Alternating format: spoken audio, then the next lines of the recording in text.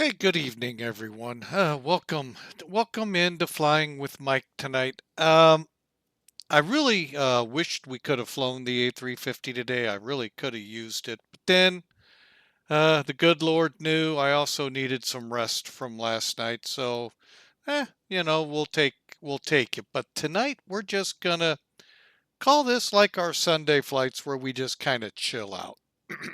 We're going to fire up the Piper Arrow at one of the airports here in St. Louis that I really like, Sparta Regional. It's about a 35-40 minute drive from my house, and really, really enjoy this airport. We actually, couple of year back, watched the solar eclipse from this airport. There was no way you were going to get down to Marion and Carbondale to get the best view of it. But folks, it was dynamite from there. So, and anyway, I also love flying the Piper Arrow. Back in the day when I did and use my private pilot's license, this was probably my favorite, and also my favorite airplane I could never afford to fly afterwards. So, yeah, that's what you get with a complex airplane. You got a constant speed prop, retractable gear. I believe 200 horses under the engine cowl. So, you're gonna expect to pay. Might have been 180 now that I'm thinking. But anyway, aside, was a great aircraft. Still is. My uncle actually has one logged for the first time in 30 odd years. Some time in his Arrow, about a half hour, about a year and a half ago. Fun, short little flight up in Jersey. It was just enjoyable, and it brought all of those memories back. And yeah, maybe, who knows, one day. I personally have a hard time seeing it right now, but if that's where the Lord wants me to go, that's where I'll go. So, and that's where I'll head to. Oh, but anyway, we're just going to go up. We are just like the title says. We're just going to do some flying and hopefully some chatting with you all, either in the chat room here on stream, live here on Twitch, or feel free to come into Discord. Check your language at the door, folks. Also, let me make sure. Yeah, check your intros. If they're vulgar, you will be banned. I'm gonna warn it, put it right out there right now. If you have intros, when you come in, I will ban your little butt from Discord. We had one, I let him slide last time. He isn't getting it a second time. So, Whoa, Mike, what happened? we'll get to that. But just a warning, folks. I hate playing the mean person, but this channel is open for everyone. Um, I don't care if you're 6 years old or 66, 96, 206, or, if you want to get up to the age of Adam into the 900s, hey, I don't care. You are just as important, and you need to check your language at the door. This isn't your local Oh, pub. So make sure your intros don't get you banned. So, but anyway, welcome in Duluth Fly. Welcome in Bad Attitude. I see hanging out here too. yeah, And we saw you live. We saw you go live. I saw you go live in my Discord. Like, hey, let's go over talk to Mike for a little bit. And then we walk into this, and we're like, oh, yeah, it was it was yeah, of course, fully apologetic and all, but folks, check your intros. I don't even know why you got to, but some people feel the need. what did he do? He had a pretty vulgar intro, where you know how Hawker will Wow. come in and you hear music. Uh huh. Oh, he went Well, the other way. it was one of those, was it? Yeah, I don't mind Oh, music, but I do mind vulgarity, and we don't need that. oh, I'm schmoly. shocked Okay. Discord even hasn't caught him yet. So, Well, but you can it, report. Is he? Hmm, I'm having issues. Did just recently updated X-Plane 12 with the Zebo. Oh, Oh no, I you don't. got, did they finally put the version, what is it, point 2 out there now? Or, 4.0.2 out. Yeah, Yeah, they did. because it wasn't out there when I updated. yeah, they Um, did. They did. Mike, I apologize if that I need to fix that because then if that clip that comes up every time I say something has some kind of like I um try to, because I may turn those off. So I can yeah I think just it's turn them off. cool. But It's unfortunate that some of my stuff has vulgarity. I'm sorry. oh, I'm sorry. I didn't spell Bad Attitude's name right. Doggone. By the way, here in a few minutes, I am going to be muting voice chat for a couple minutes. Okay. Okay, Oh you gosh, do that. they let you drive a train, Bad Attitude? No, I'm flying. Well, No, they in Um, your clip, in your your clip. shout out is a oh train ride. Oh my gosh, now I got to stay off the yes, rails. they. Yep, they let me drive a train. I need to Oh get my. back into that. I actually did it for about 6 months as a living till they laid us off. Oh Jeez. no. Well, I was a conductor, not an engineer, but I could, Right. with my remote control unit, control them in the yard and have Huh? my own little train set. There Actually, you big go. train set. I was gonna say, Lionel, eat your heart out. No.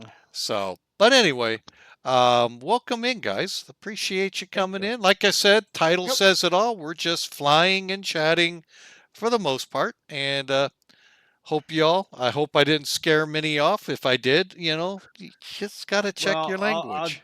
I'll give you this. It was a kind of an awakening. I was like, oh boy, what did I miss?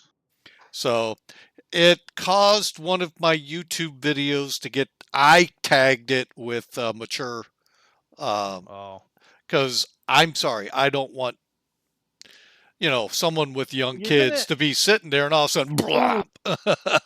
you're Hey, gonna have my to tell me off stream exactly what. Yep. Well, not exactly, but right about what he said. So yeah, What's up there, Bad Attitude? You had a question?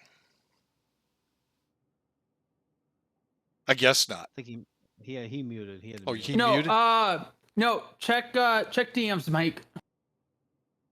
Who's Mike? You, Mike, check your You, DMs. Mike. Check your DMs. Oh, check my DMs. I'm sorry. Hey, Whoopi. Hey, it's Hi, been a Whoopi. very rough day today. Are you okay? Yeah, you think you okay?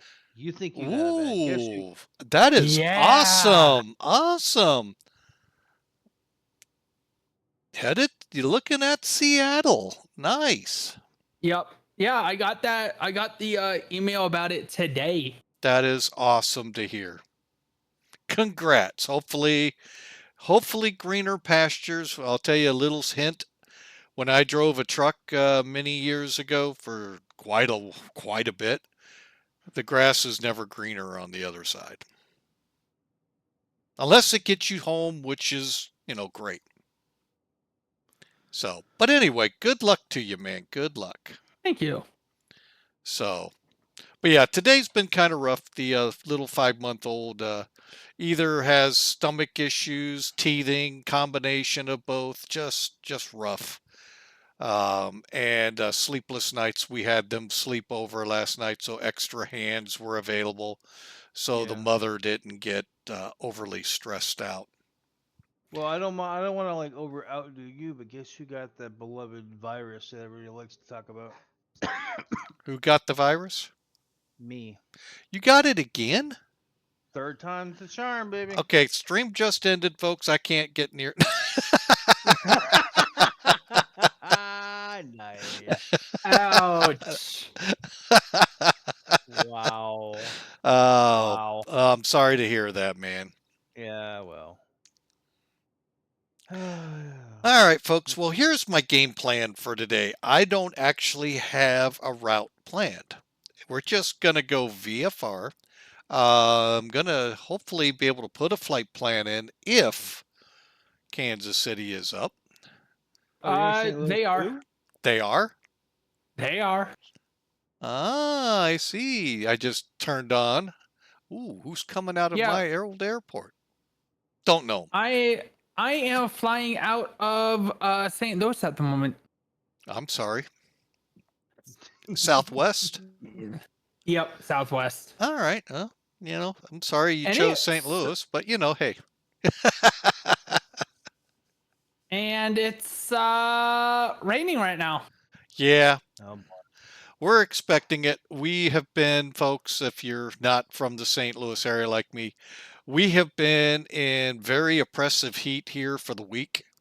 Heat alerts, all of that out. We hit 100 degrees a couple times this week. We have a glorious front beginning to penetrate in here. Hence the rain you're flying through. And tomorrow we're supposed to be in the middle 80s, possibly lower 80s Sunday, Monday into next week. So a little nice, very much needed flip in the weather. So it's fall. It's beginning of fall. It's beginning to look a lot like like fall. Chris. My name was fall. Yeah. But we'll go. My favorite holiday is Christmas. Also, Right. one last piece of information to put out there, folks. September. Yeah, you heard me say it right. September has started. That reminds me, I forgot to get a timer started up.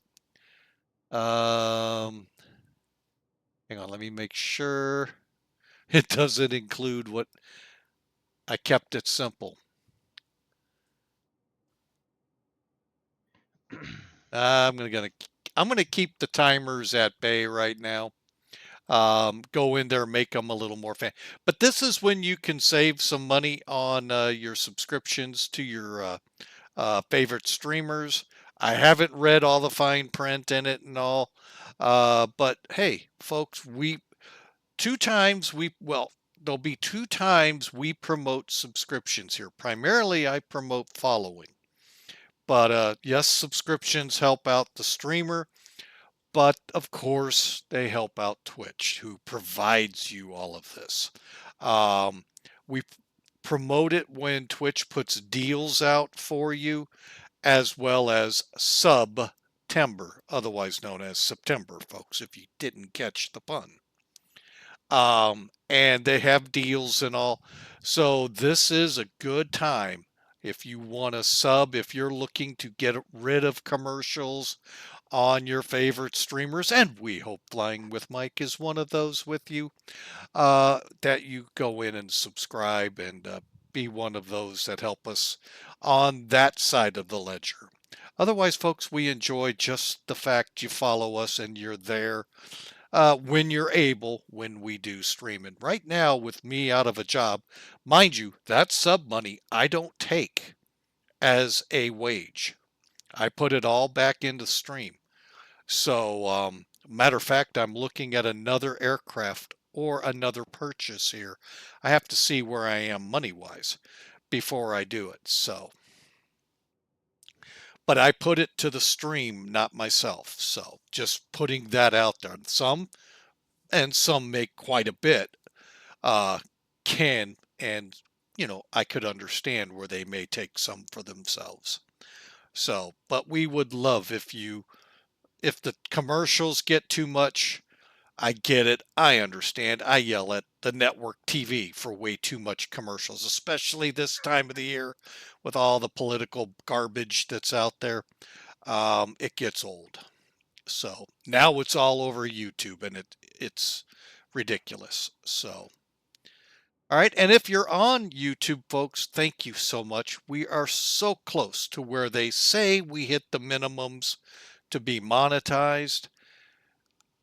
I kind of believe it when we cross that threshold, but thank you so much. We do appreciate you.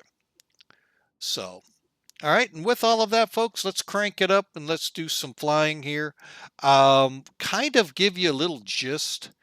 Where Sparta is, we're kind of south and east of St. Louis. Actually, we're about 45 minutes to an hour south and east of St. Louis, well outside the Tracon. We're going to take off and just kind of Just kind of getting a quick look at the radar here. As long as we stay out ahead of it east, we should be fine. So worst case scenario, we're going to blast off out of here. Maybe head up towards Centralia, Greenville, Effingham area, if you're familiar with Illinois. Then turn back south and we'll see where we end up. Fly for about 2 hours or so. Like I said, last night was rough on all three of us, my daughter and me and my wife, with youngin being sick. So I am a bit tired. But I really hope you all enjoy. This is the vFlyte Arrow III. Um, Available. I don't know, did I ever make something for? Yes, I did. Here's how you can get your little grubby paws on it. It's actually pretty good. You get two kind of sort of, you get a G5 version and you get the vFlyte for E something version, E1000, whatever it is. Two different types of autopilots is what it is, or cockpit autopilot setups. And we're going to fly with the G5 today. Now, whether we use the autopilot, well, we'll see.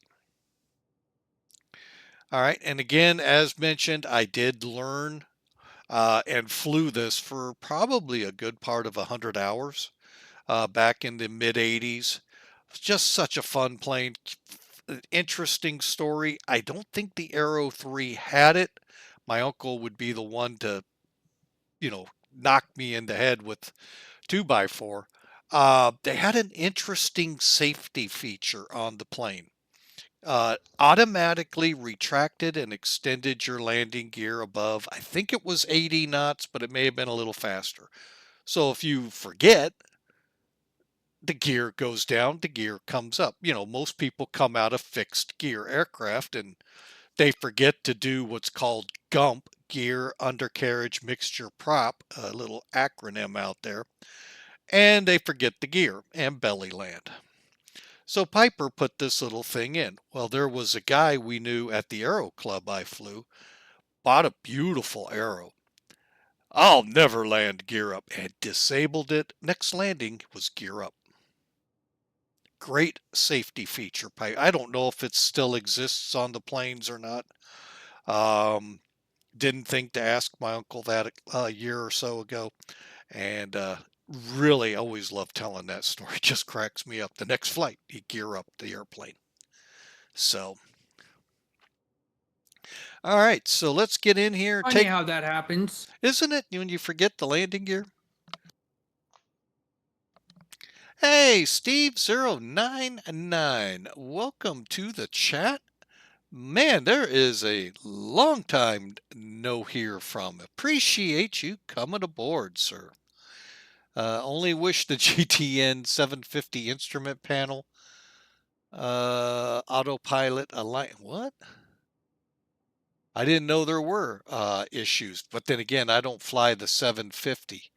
I fly whatever comes with it. So, and it is compatible, folks, by the way. I don't know how to do any of that. So I would be deferring you to Steve099. I have no idea how to integrate all of that in. So, all right, so let's crawl up here and let's just see what we can do. Why does it look, the battery switch is on? Wow, I didn't know I left it in that. And you're going to find, folks, if you leave switches on, it comes back with them on, as you just saw. And hopefully we didn't drain the battery too much. All right, so now this is set up actually the way I flew. And a lot of you are going, that is not the cockpit we know of. Well, that's because you're used to something that looks like this. When I trained in flew it, it was the original 6-pack. Airspeed, horizon, altimeter, vertical, direction, and turn and bank. Now it's a homogulation of a lot of gauges into stuff. All right, but anyway, right here where you see the word Piper, that will get you this lovely menu where you can get the plane ready to go. You can sit here, put weights in for the people. I'm just going to fly with myself. Set your fuel numbers up. We'll go ahead and bring it up to 25. I forget what the tabs were that we worked off at Right Pat's Aero Club. And you can set your weight and balance, and here's the envelope to be in. And then you can look here. Let me see if I can blow this up a little more. It's even hard for me to read. But you can see all the different things you can set up, turn on, turn off, as well as the panels. Plus, you got a little tow tractor. I'll be honest, I never saw that anywhere I flew to. And the checklists. It's an okay. I mean, the checklist is spot on. That I'm not complaining about. I just wish it was reachable from up here instead of like this. That's just personal issues. But anyway, we're about ready to take to the air, shall we? And I'm going to go ahead set it up for the G5. And here we go.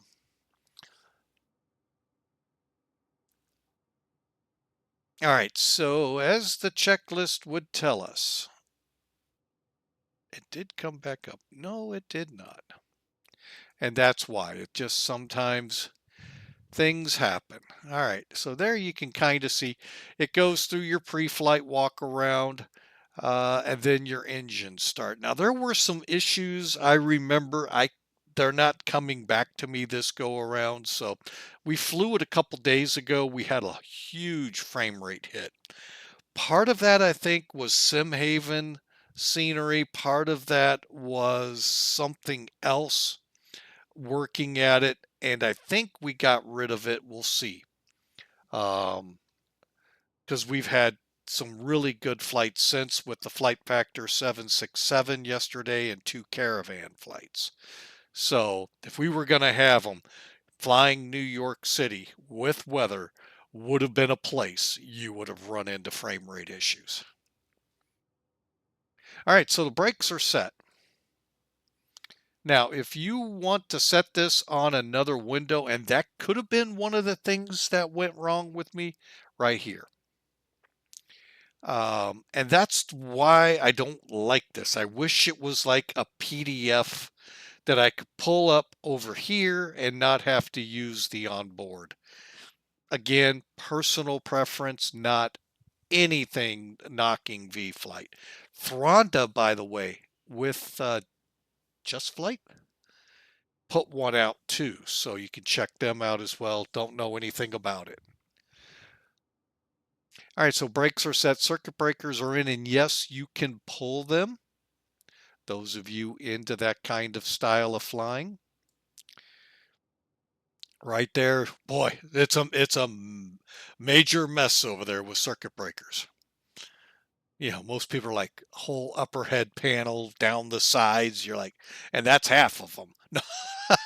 So, all right, so the alternate air that's right here is closed, or that other name is off, as it says here. Propeller. Now, there is an issue that I've been trolling about Discords and other things, trying to get a better grip on turboprops specifically. That many of the pilots are no longer putting the blades full forward for start. They're keeping them feathered. And I've seen that. So, but the checklists are still calling full forward. I would always stick with checklists if you're doing this in the real world. What you do in the sim is, hey, it's kind of like Vegas. It stays in Vegas. It stays with you in the sim here. So we're going to put the blades full forward, or blade full forward. There's only 2 up there, folks. And we're ready to go. You got some nice quick checklists for takeoff and landing right here. So, but first thing, battery, alternator, fuel pump. Okay, fuel pump's on now. here's the funny thing. And it says for you to do this. Oops, I forgot to bring the throttle up. Hang on. And then idle cutoff. Yes, we did that. And then get it back on, and oh, this time it worked. It didn't in Lancaster. And I didn't yell clear prop. Hang on. I got to get the air conditioning running. Hang on a second. There we go. Oh, let me get you the full sound of this Lycoming engine. Oh, yeah. As Tim Allen would say in Home Improvement. Ho, ho, ho, ho, ho. Yeah, love it, folks. Now, continue, and then we're going to hit the power button here to fire up the nav. It's not a nav display. It's actually called an HSI, horizontal situation indicator, I believe is the terminology. And then we warm up at about 1400 RPM. Now, the neat thing about the digital here versus what I had, and we'll call it analog, is you know exactly what you're set. Manifold versus RPM. And your fuel is right there. So, really like that. And then your EGT. It has been so long since I've trimmed an engine out in cruise with the EGT. I don't think I'm doing it right, but you guys may know. Help me out in the chat. Love to hear it.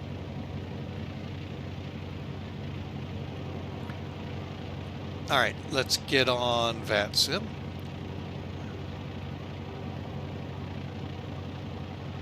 We are November 1089, Quebec. And we are a P28R. And I'll hold that for now. Let's get a flight plan.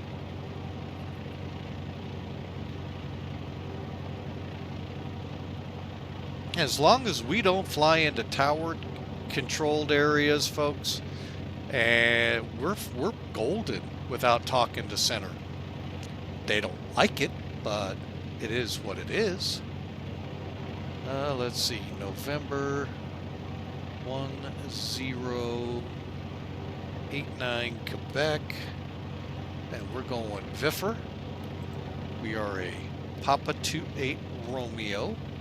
Oh God, they're gonna have me do this. Let me see. OSIM Toolkit, can you help me with this?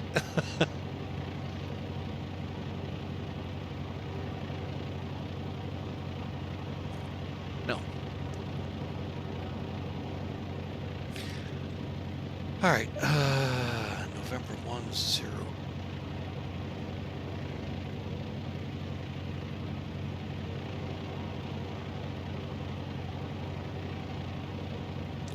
I do know something that can help me. SimBrief.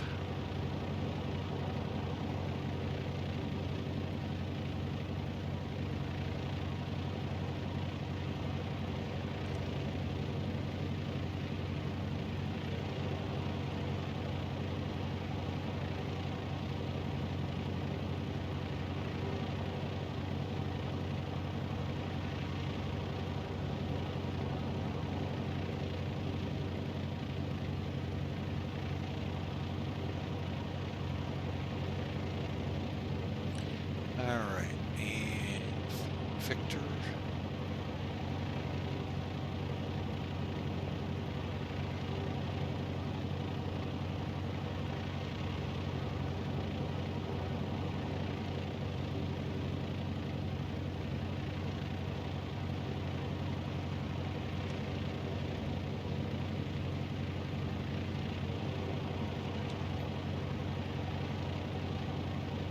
Oh, what time do we have, folks? 119, so 0130. And our alternate we don't have to have, 3500.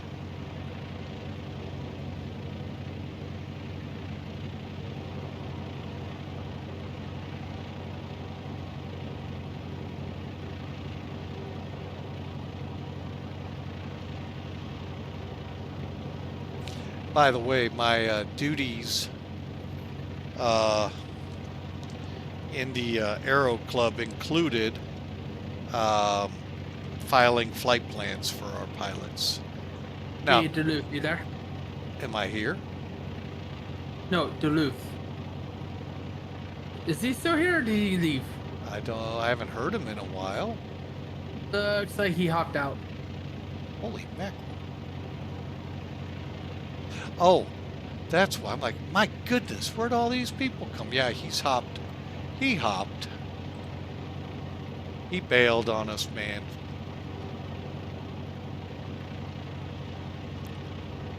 Did you run into some trouble? Don't know.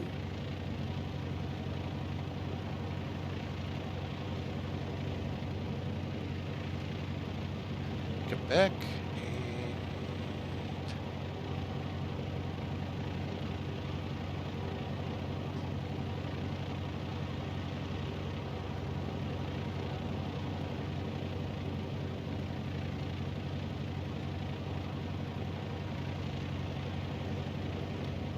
What did it flag? Data errors. Oh. 168, or no, 48.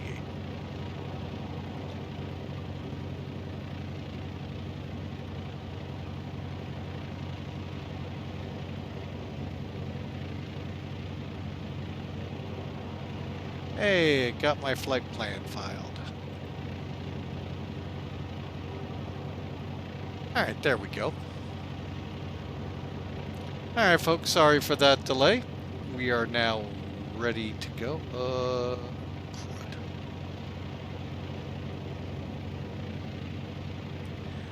All right, and I really hope y'all enjoy. Call your friends, have them join us. We'd love to have you aboard, folks.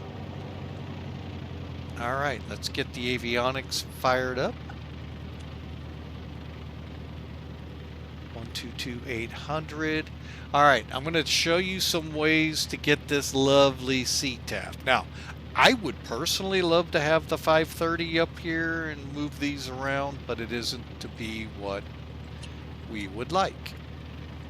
I'd have to go into flight. Well, actually, I don't know if I can change anything or not. We'll also get our transponder.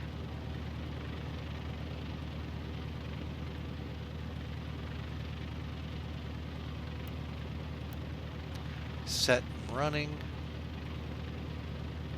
And we'll fiddle with our HSI here in a minute. So right now, what my game plan is, and all we're going to do is work it to Effingham, K1H2, and then I think we'll swing back down towards like Marion would force us. We'll see. Kind of flying around here, staying out of air traffic control's head. So let's do this. Let's head up to... Okay, that'll work. ENL.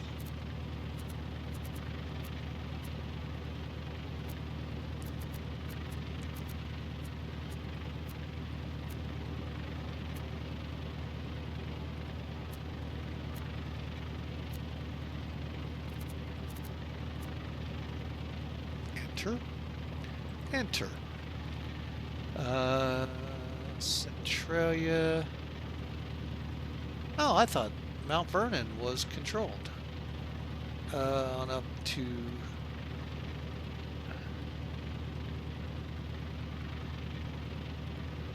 BIB, Bible Grove is close enough. Those of you who fly out of St. Louis every now and then might have heard of Bible Grove. It's the departure for one of the SIDS out of St. Louis, the gateway, I believe, if memory serves right. It's been a little bit. And from Bible, we'll head down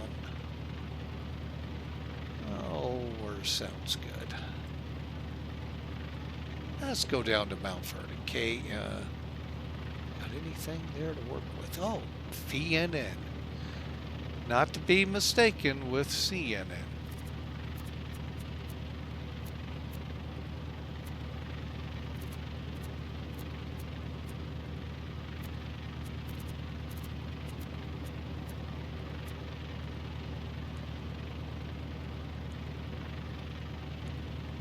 And then right back into here. KSAR.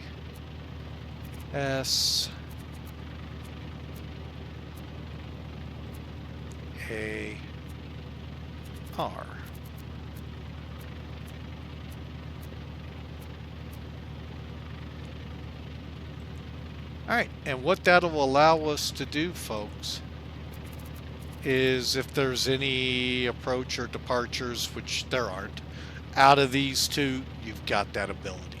Alright? And all I'm going to do with the bottom one, and usually I'll set it up in a background, but we're not going to worry about it. And let's get our numbers now. Let's see, 3004. You like that, how it's synced to the altimeters, folks?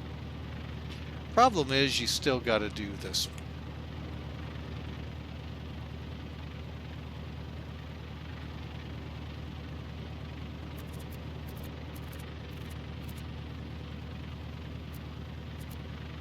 Close enough. Okay. All right, we're ready to go, folks. Now, let me bring in Sim Toolkit. How am I going to do this?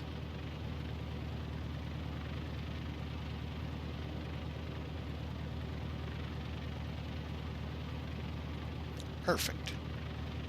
All right, we're not going to file anything. Here's where we are. We're the light blue guy. Let's bring in Sky Vector. By the way, this comes with it. I'm just going to put KSAR. All right, so, and then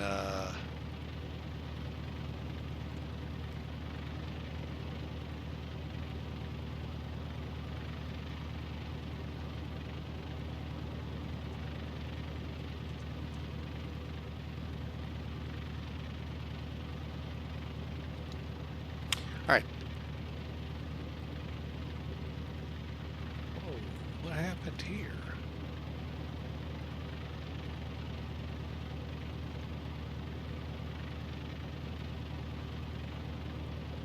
All right, so there we have it. There's our round robin. About an hour and a half long, as you can see. Okay, now as you look here, let me get this made sure it's up and showing for you, because it's not right now.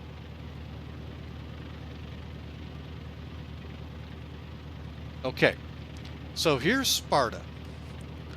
Now, the common traffic frequency, you can do this one of two ways. You can .ctaf space KSAR in whatever you use to connect with VATSIM. Whatever SIM you're using, whatever client you use to go from the aircraft to VATSIM, you type in or get commands from controllers. Type in .ctaf space KSAR, as in this case for this airport, or whatever the 4-character identifier is. Then it'll come back if it has it. Now, here's something a lot of people don't know. You can go right in here to skyvector.com. Now, skyvector.com comes as a very simple check mark to turn it on in Sim Toolkit. Right here, this bold lettering, 118.375, that, wait a minute, I'm sorry, that's your AWAS, 123.075, where the C is, that's your common traffic. Hey, Hawk, welcome aboard, hope you're enjoying. Hang on a second.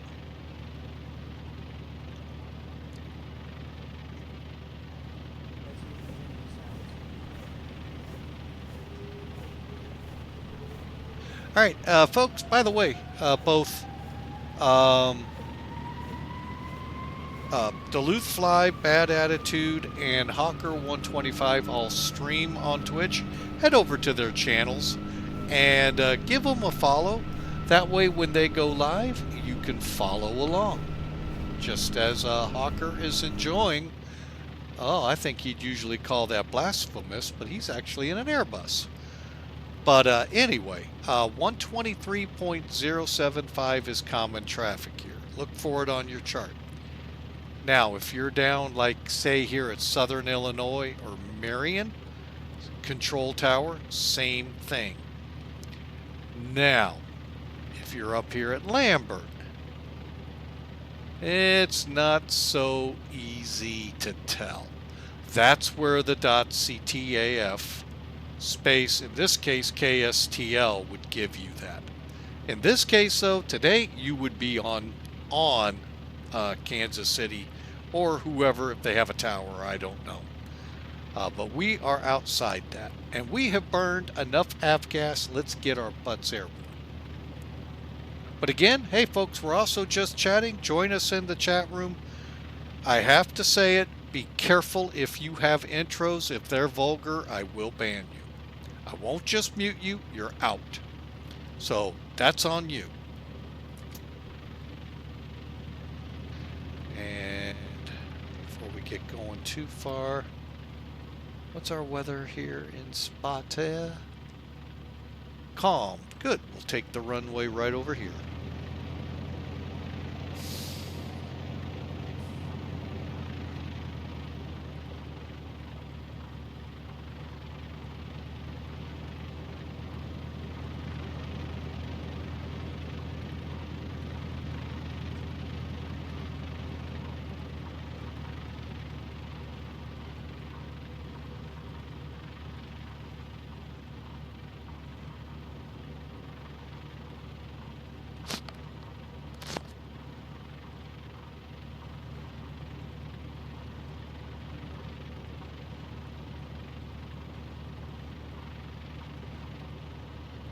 Hawker, we have an open seat for you in Discord.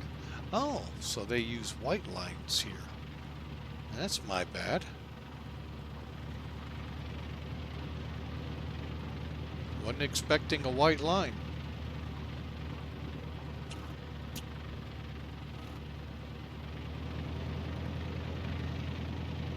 Try not to idle too much, folks. That does, in small airplanes, give the engines some troubles. Bear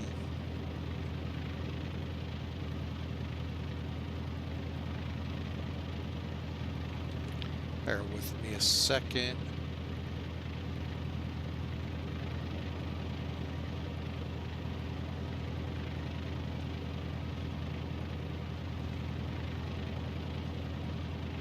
All right.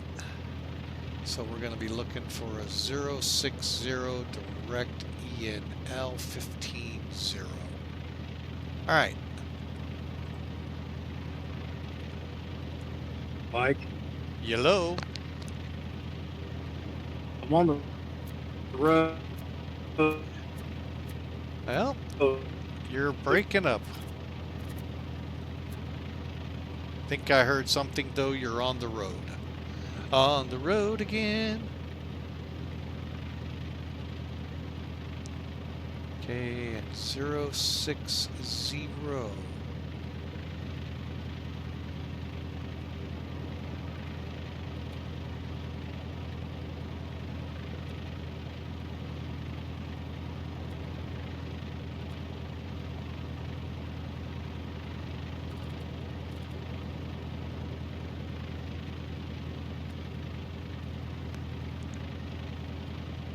Get these all nicely set up, folks, and then we'll get in the air and get to do some chatting.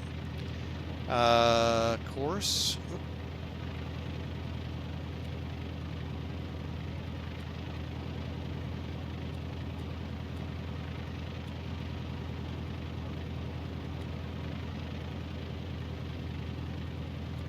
Okay.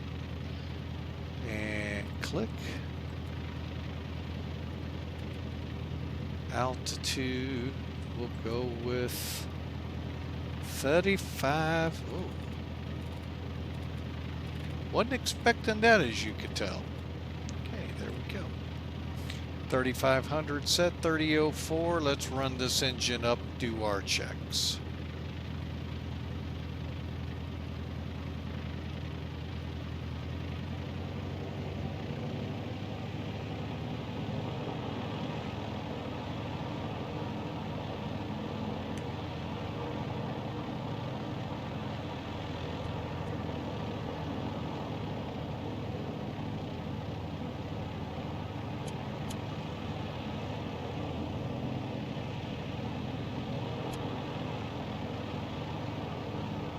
Okay, the mags check good.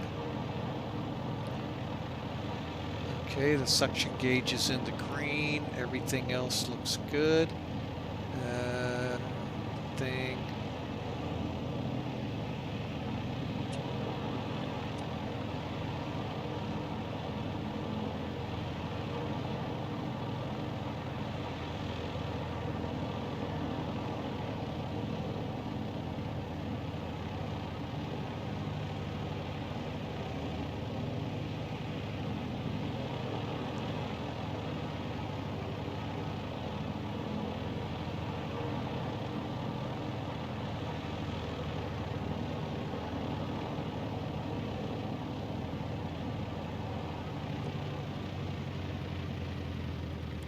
Okay, 3 green, we're all good here.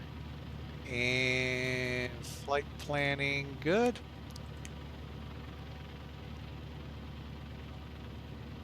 The cool thing is, other than that, we can actually leave the yokes here.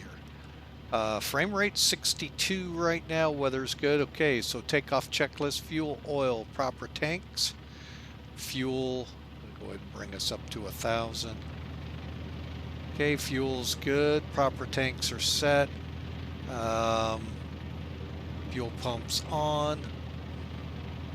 Engine gauges all look good. All into green. Again, this is so nicely put into this gauge. I wish I knew what it was called. Even gives you the outside air temperature. Oh, how many days I wished I knew that sometimes. Mixture set, prop set, flaps. Let's go ahead, drive a notch in. Trim tab looks good. And there's your control for it. Controls.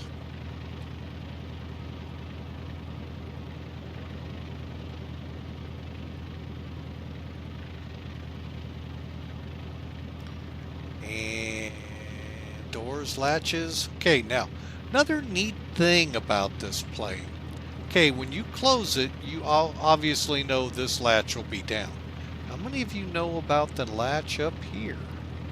Make sure it's in the latched. Because see, I can actually flip it.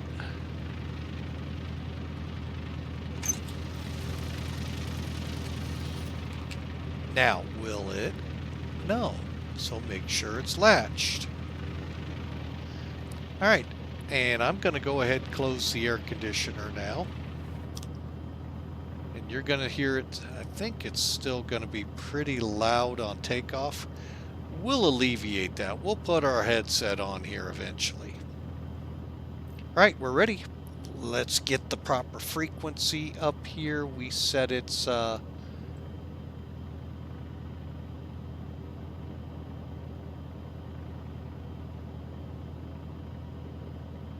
123.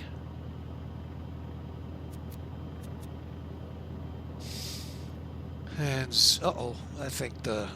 No, I didn't. 075.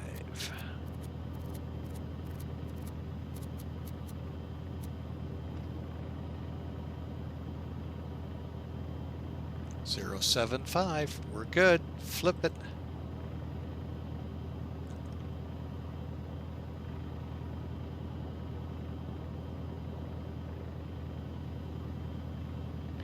Sparta Regional Traffic, Piper November 1089 Quebec, departing runway 27.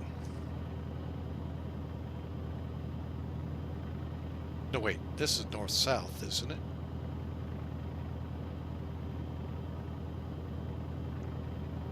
Correction, departing runway 36.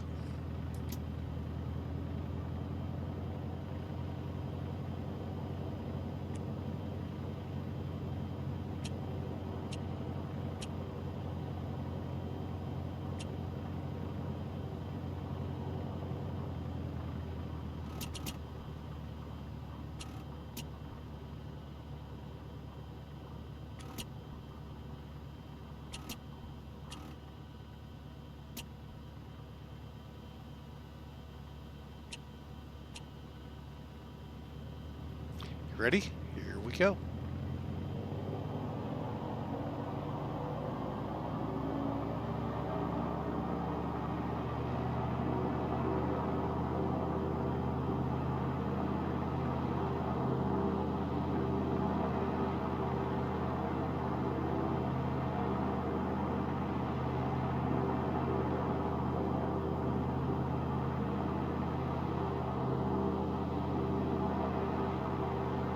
Okay, keep the gear extended till if you lost your engine, you wouldn't make the runway. Okay, now the gear can come up. It's not like an airliner where you hold that landing gear for so long.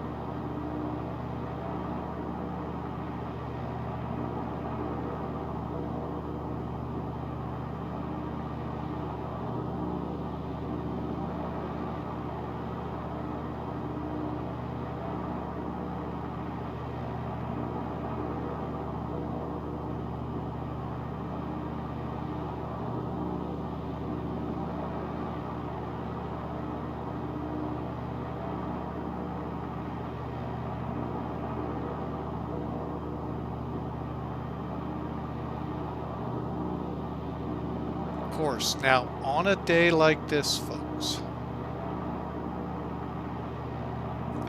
you're going to constantly be watching for weather. Currently, showing a little bit of a rain shower. Holy crap, Mike. I didn't do it yet. Come check this out. Hang on. If you can. Let me throw her on GPS.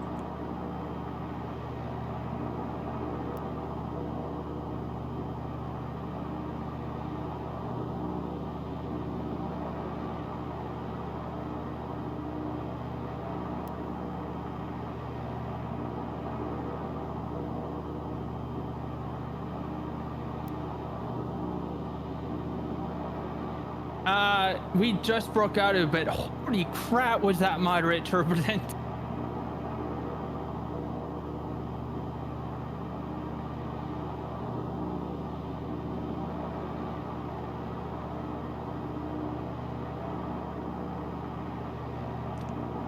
You're on, hang on a second. Getting over to your channel right now. Sorry it took a little bit. We just broke out of it, but holy crap. Well, what are you flying through severe turbulence for? Who is your chief pilot?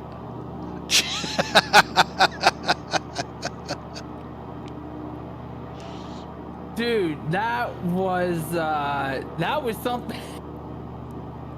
Any icing? I see infidel firemen.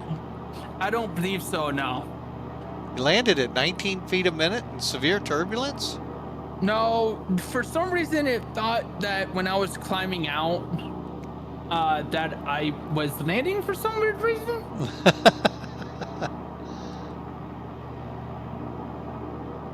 But no, we are on our way. To Destin. Oh, look at you. Yes. You want to go play with the Air Force. I got it. Hey, it's a Southwest. It's a real world Southwest flight. So I'm sure it is. I mean, Allegiant flies there. Oh, do they? Yeah, they got a hub there. Big hub. Really? Yep. As a matter of fact, and don't quote me on this, folks, I'm just going by what I'm kind of gathering. What the heck is going on here? Why is all the water black here? Oh, is that doing it to you too? I'm not on Simhaven. It did that to me last weekend.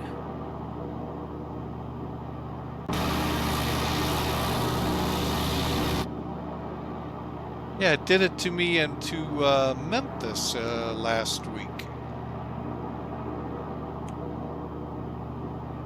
I did close, okay. Headset's on. Now, it won't be when I go outside the plane. Interesting. Wonder why it's doing that.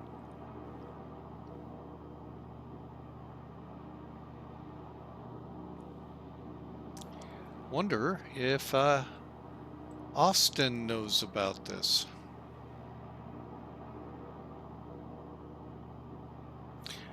I'd say you're having the same problem, but you're flying at night.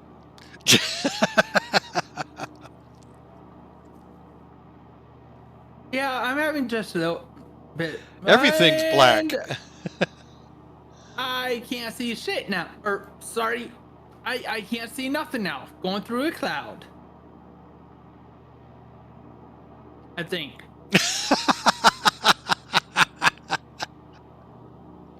Don't you love that? I had that Well, last night What? where I was in the caravan, I think at like 6,000 or 7,000. I thought it was just pitch black, you know, and the lights were out in the area. Oh no, I was in a cloud. Oh yeah. But it was dark. I couldn't tell. I know, right? Like I can see stars in front of me, but then as oh, okay, here we go.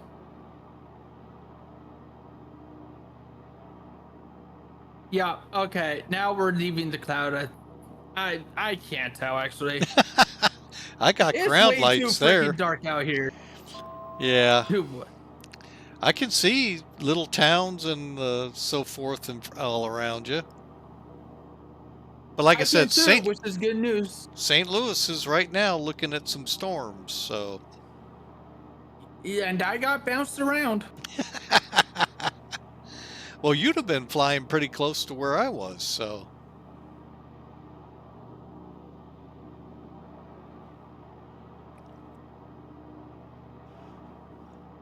I should have asked ATC for to go around. Oh, you would have really, yeah, that would have been nice. I didn't think it was going to be that bad. Well, let's see. You're going to Destin from St. Louis? Yep. All right, we have a convective SIGMET.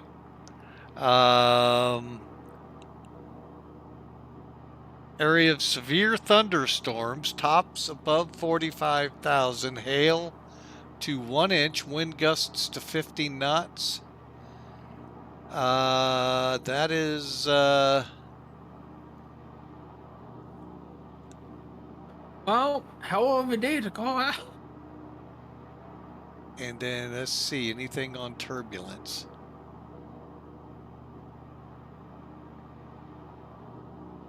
Nothing on turbulence. No, there is no turbulent SIGMETs out there. Well, they'd be air mets, wouldn't they?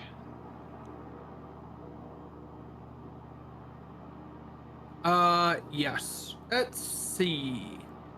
I am not getting any indication of them on SkyVector. Oh, you use? See, I don't use SkyVector anymore. Now, am I expecting it to be the latest and greatest piece of software since Apple Pie? No. But it does a great job for quick planning. I recommend aviationweather.gov.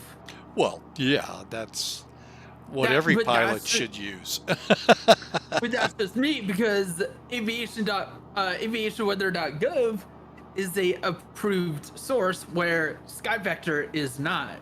But it's approved in the flight sim world. It is approved in the flight sim world. Oh.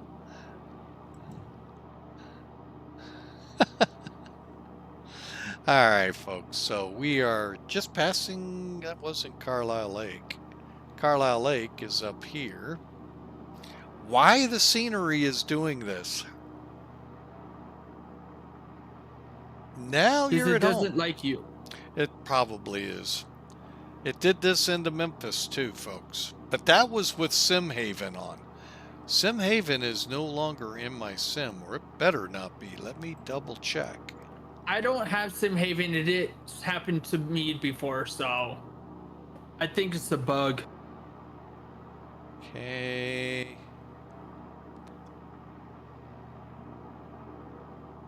Yeah, I think it is too. I'm just double checking the scenery pack.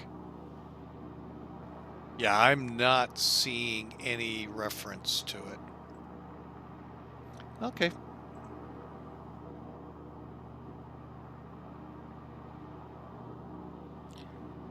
Oh, and I guess I should explain why there was no A350 flight today, folks. If you didn't or weren't around for Discord throughout the day, the A350 is suffering from beta issues with Flight Sim that Flight Factor doesn't deal with until it becomes a release candidate. I could not get, so if you watch the screen right now, let me see, is my cursor showing up? Why is my cursor not showing up? Did I turn that off?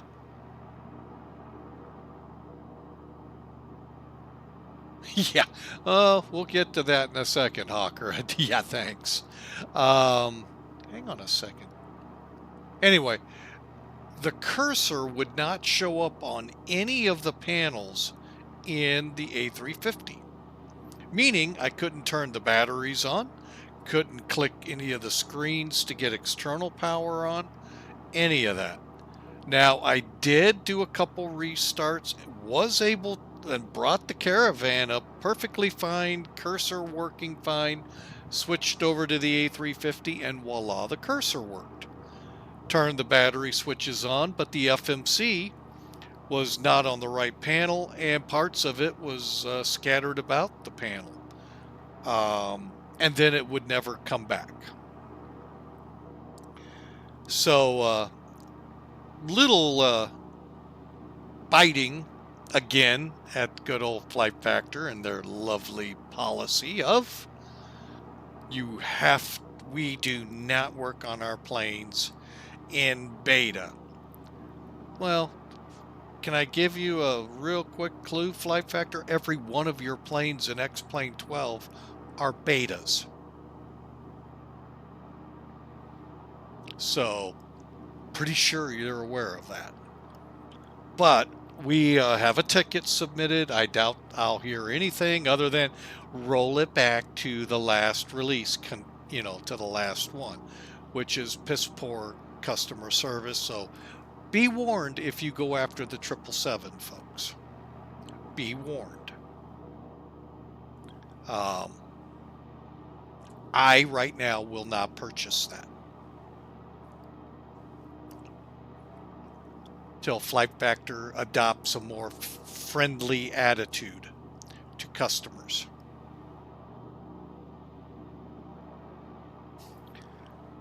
So that is why the A350 flight did not happen. Add to it that I was super tired from all the problems with our grandkid, our 5-month-old that we watch every day. Um, we had her and her mom last night over. Very tough sleeping night, and I decided, you know what, not a good idea to go fly. So that's why we didn't. Coco Canola 13, welcome in. Hello, hello.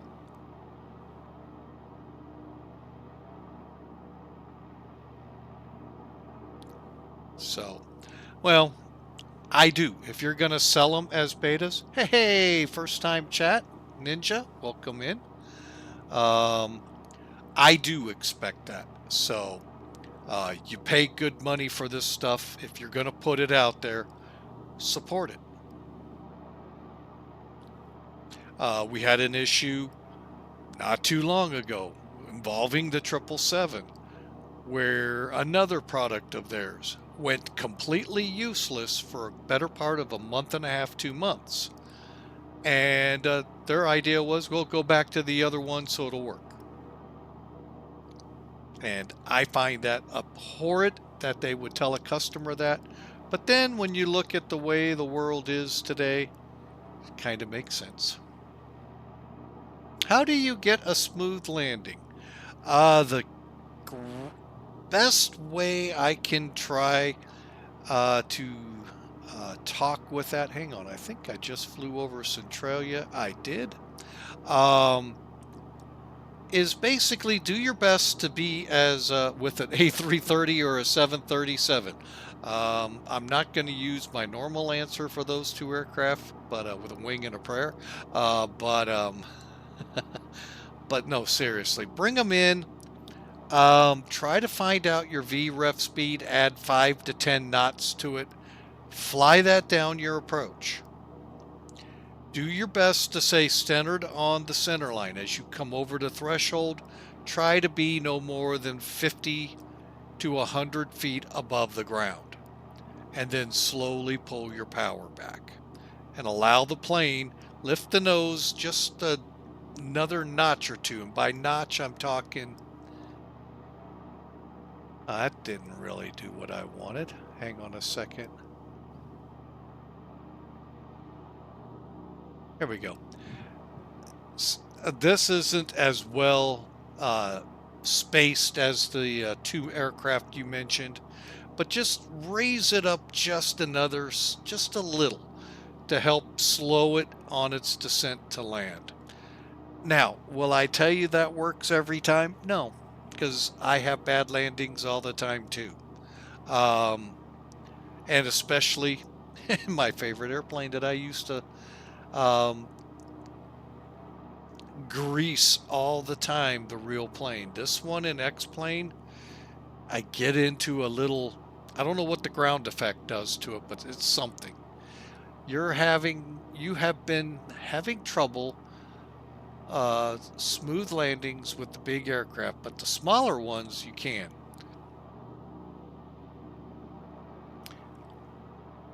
Well, another thing you could do is with Sim Toolkit. Let me bring that in here real quick. We just flew over. We're headed to Effingham right now. Let me get Sky Vector out of the way. Over here at your logbook, pull up your last flight. Here's my last one from last night, Providence to Newark. View your details. This is something most of them won't show you, and that's where you touch down. Couple this information. Okay, you can see where the center line is. That was pretty good. Here's the aiming point. So that was a pretty good landing. The numbers aren't too bad. Try to get that speed though as close as you can to your landing speed, and just kind of let her float down and hope you don't have a shorter runway.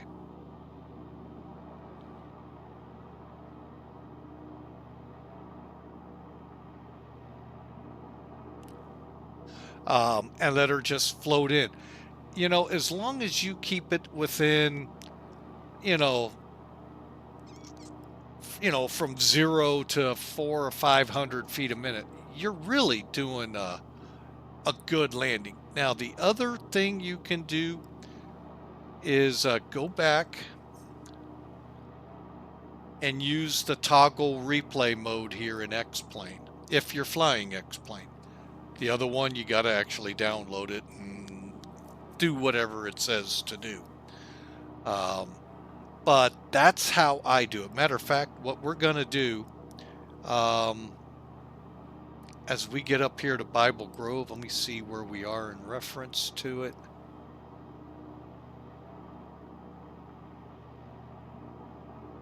You can actually watch your aircraft coming in, see what you're doing when it touches down from a whole litany of vantage points.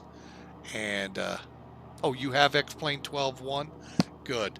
I think it's the best out there, but, you know, we all have our preferences of what we want to see in a sim.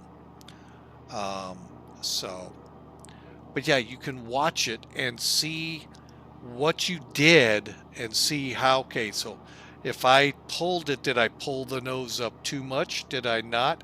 Was I fast? Was I slow? The slower you are, the closer to that stall speed will help make a harder landing.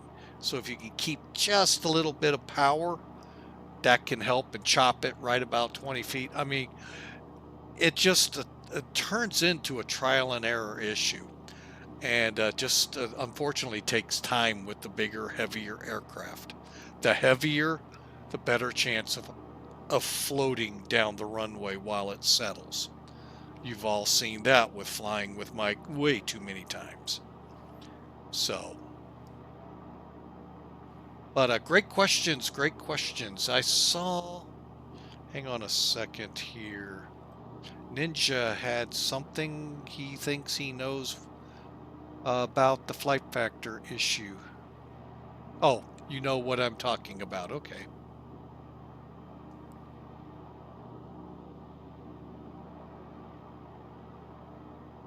Yep, the physics in X-Plane 12 are better, in my opinion, than Microsoft. But if you're in it for eye candy, as so many people are these days, they weren't in the past, believe it or not. They were in for better flying sims. But they're going for the eye candy now, and they go over to the other side. That's fine. I enjoy the physics here. It has been a challenge for the last 3.5, 4 years flying over here, because I was FSX before this, and it's night and day, folks. It's a learning curve to put past habits behind that sim allowed to work with this sim. You know, you can get past the keys. Okay, yeah, the keys are different here than they were in Microsoft. That took a while for me to get used to. Once I did, then it's that physical aspect. That's the one. And yes, Hawker is right. I did not want to come to X-Plane. I wanted to actually stay with FSX. And was contemplating going to Microsoft till I saw some really, I am actually on VATSIM, Coco, just to let you know. I am just not flying IFR to where I have to talk to Kansas City. I'm flying VFR without flight following. And if I get lost, then we'll request flight following, as I did in the past. You're not supposed to do that. Oh, man. The stories I could tell of when I start. Ooh, is that a little airport right down there, or is that just a road?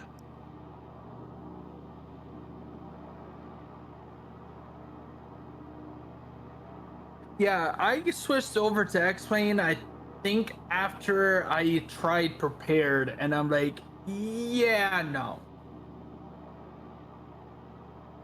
Okay, the difference between VFR and IFR. First off, it's basically VFR stands for Visual Flight Rules. rules. Instrument flight rules is what IFR stands for. So long as you have, and bad attitude, please correct me, I'm going by 1980 memories here of when I flew. Okay. 3,500 feet and 5 miles is VFR flight. Correct. If you get below that, now there are some rules in play that could allow you to fly, but that's the general. So long as you have no ceiling below 3,500 feet, meaning broken or overcast, okay, you're legal to fly so long as you can see 5 miles. And that is a very subjective term, be able to see 5 miles. How far away is that lake? I mean, obviously it's really nice to see. It's black. It's supposed to not look like that.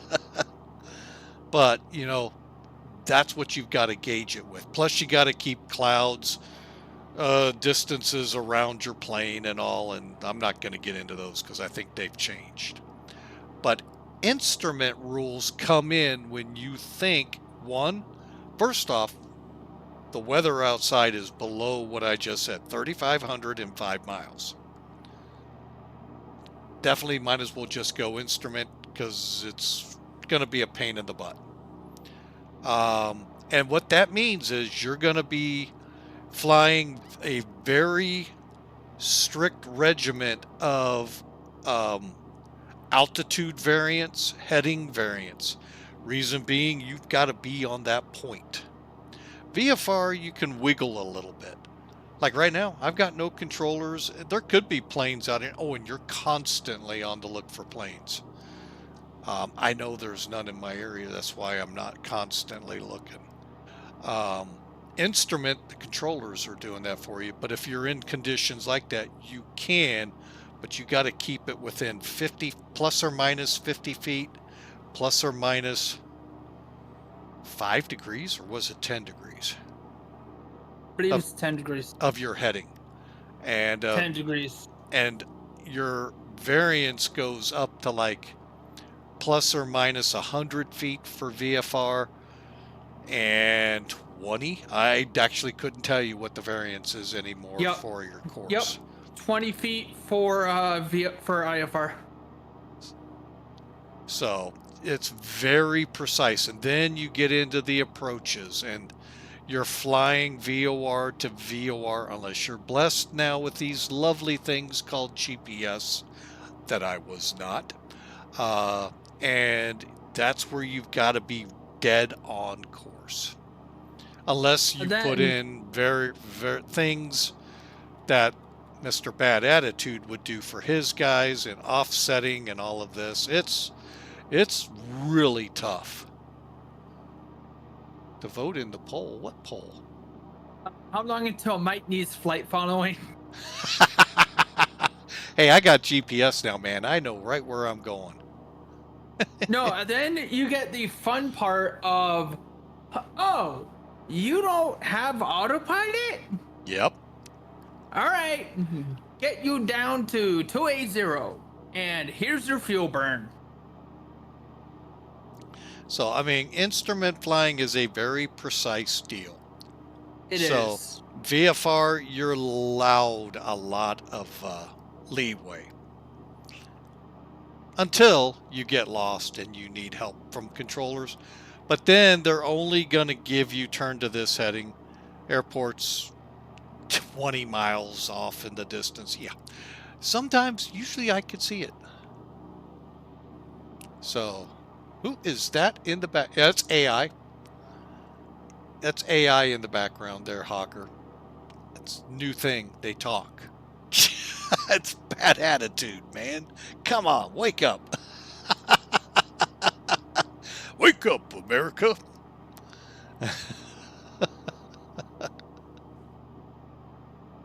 But yeah, no, general aviation is way different as soon as you start going into the big jets. Oh, yeah. Oh, the other thing... Especially on... Oh, go ahead. The other thing about VFR versus IFR, you may not be allowed maybe to go into St. Louis airport. You definitely won't be allowed to do touch and goes at the main airport. But over at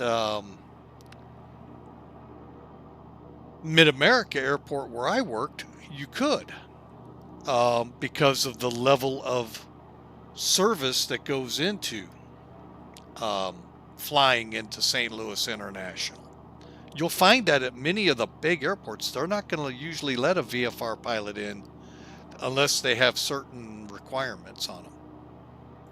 So, and then you have the other one called Sport. That's a whole new rating that came in long after I stopped flying.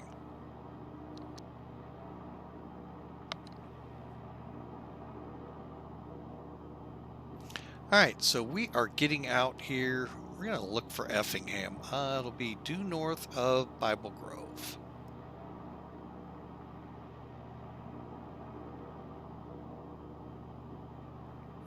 So, but the one that will really know a lot of your answers there, Coco, Bad Attitude, who's on the line here as well. He's a flight dispatcher for an airline. So, and those guys are just about as competent in flying planes as the pilots. They just don't get to sit behind the wheel. They get to tell them where to go, where they're planned to go, and then the controllers are the ones that'll say, no. Dude, oh my, I have so many stories about that one. Well, I told you the one And my it's dad funny. had. And it's funny, like, we'll tell a crew, hey, go direct this point to get around this weather 50 nautical miles away from you. And ETC is like, Go through it. denied. You're going through it. Well, I told you the story with my dad. He flew, by the way, for one of the U.S. Airways Express companies. Their dispatcher came into wherever the pilots gather in the hangar where they're at, and they're talking, and he asks them, why is it you guys burn so much fuel from whatever that airport was to Newark or one of the airports right in New York City? And they said, your route we never get.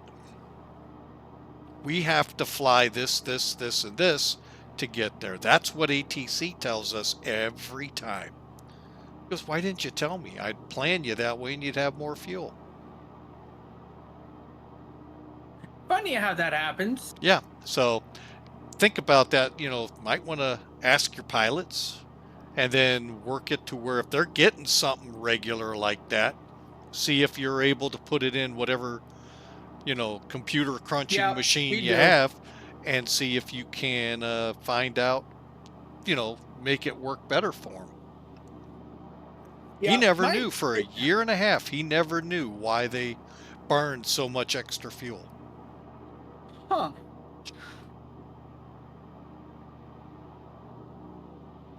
All right, here comes Bible Grove. Effingham is to the north.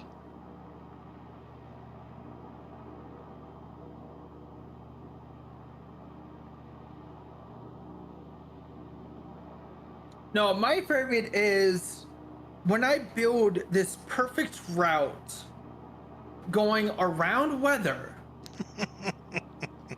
Like, it's perfect. They're getting no weather at all on this route. And ATC is like, no, we're going to push you right through the heart of the thunderstorm. Yeah, I know. And I know where Because ATC is like, going to say. Well, and the crew's like, yeah, ATC said it's because they have too much traffic. They're trying to funnel too much traffic through that area. Yeah, probably because that's the safest route to go to get around these freaking thunderstorms. Well, and then hang on. And then they get lined up on the runway, and ATC's like, actually, we're giving you another reroute, and we're gonna throw you back onto the original route you had. Yeah, thanks. That would be well, a lot of times ATC also knows a lot of pilots will ask to deviate. Yeah. And they may do it for that reason. I don't know. I don't know the ATC where you're at. I just know the one in Florida likes to cause major delays because they don't Yeah, have they enough do. on staff. No, my biggest gripe with ATC is New York. We didn't deal with them at Mid-America, so Oh, New York is terrible. Florida is too. So they'll basically shut down the entire airspace above New York if there's a thunderstorm 100 miles away from the airport. All right, we're gonna. Yeah, the moment there's a thunderstorm 100 miles away, they're like, all right, that's it. We're going to a complete ground stop. We're going to the ground today program. No more aircraft at this time. What the hell? All right, let's head on up to Effingham, see what we can do for a touch and go. Are you on center frequency? Nope. Don't need to be. Oh, you're on CTAF, aren't you? I might. I might. It depends if I find the airport quick enough and start my descent here. Let's see. I am currently with Memphis Center. Memphis. Dude, there's all kinds of ATC on today.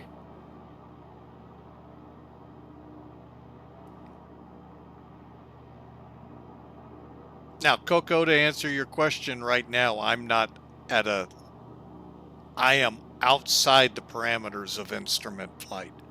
I am 60 feet above my assigned altitude. VFR, I'm perfectly fine. Now, would I pass my test? They may want to gripe at me. All right, I'm looking for Effingham Airport. Let's see here.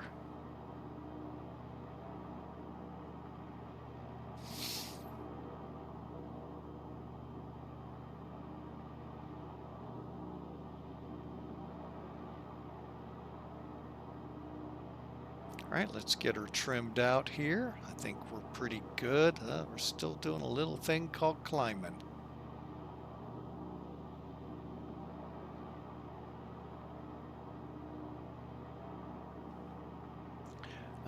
Where's my sectional?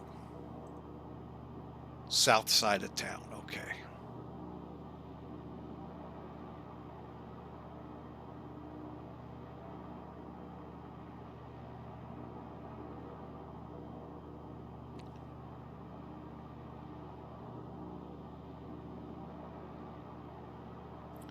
No, actually, due north will not help.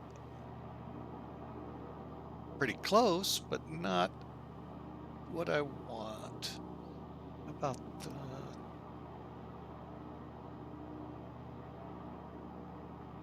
Alright, sunglass time.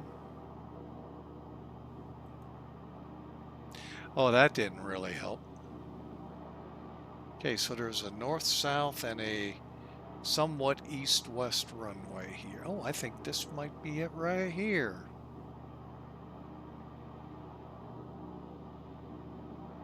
All right, CTAF 122.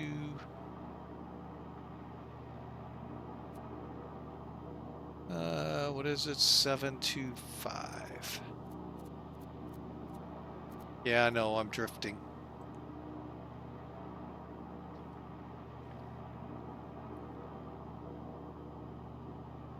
Effingham, traffic, Piper 1089 Quebec. We're going to overfly your airport and set up for a visual to your north-south runway. Don't even know the runways. I don't have all of my books. And we'll set up for 11.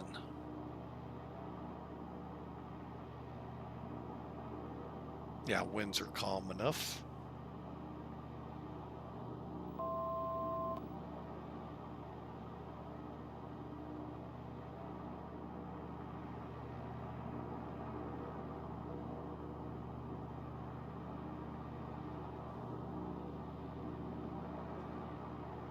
Oh man, it looked like they actually had another runway as well.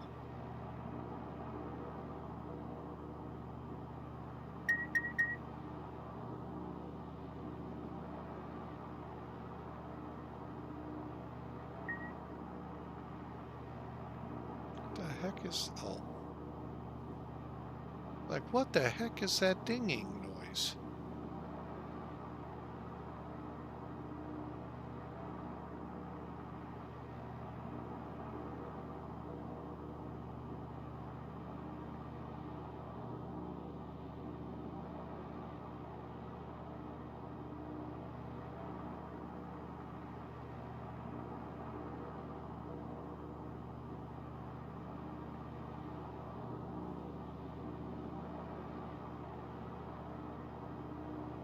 And whoop. Effingham County traffic, Piper 1089 Quebec, left downwind 11. Oh, there's an airport over there. Or that's the interstate. Never mind.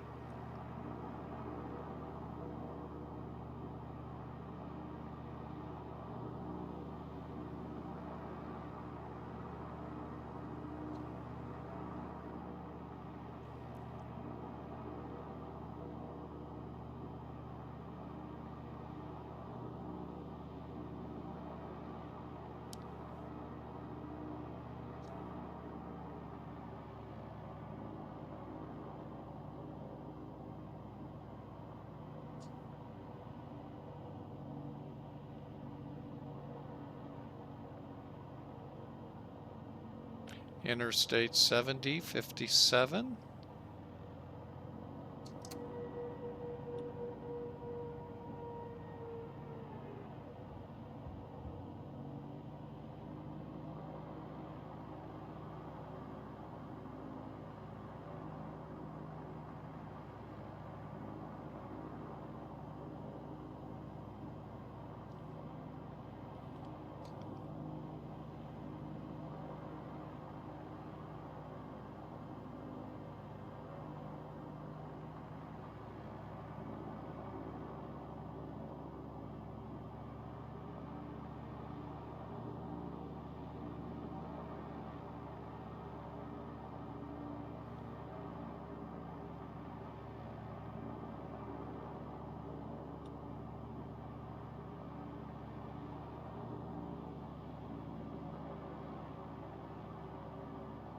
Alright, folks. Let's see if I can put my money where my mouth is.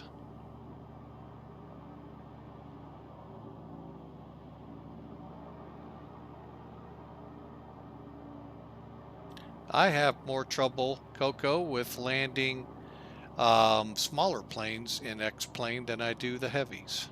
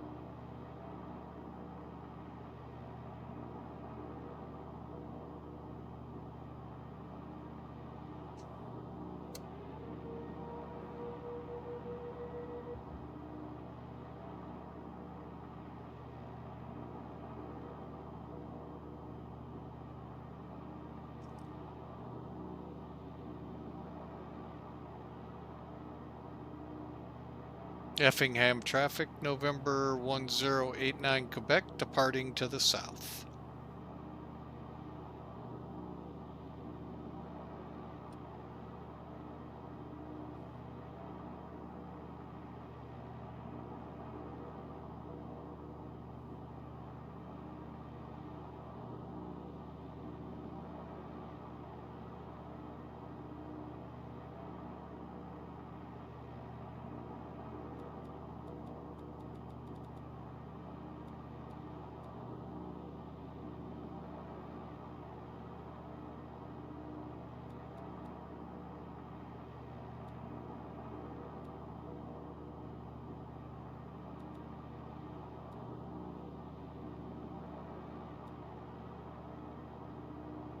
Oh, I'm still on GPS, that's why.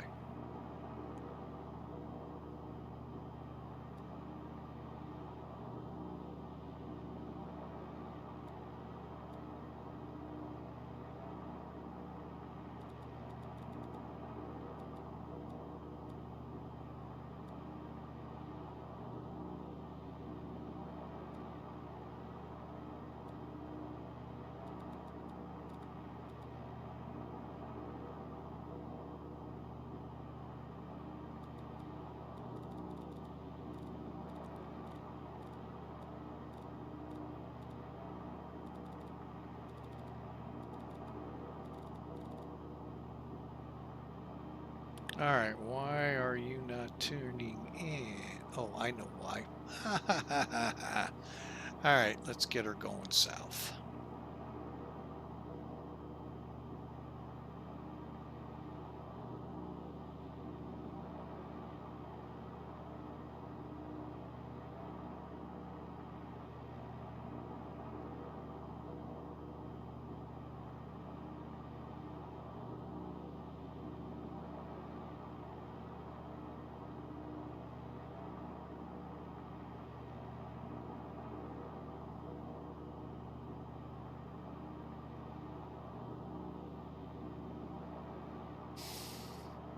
All right, Bible Grove, what is your frequency? 1099.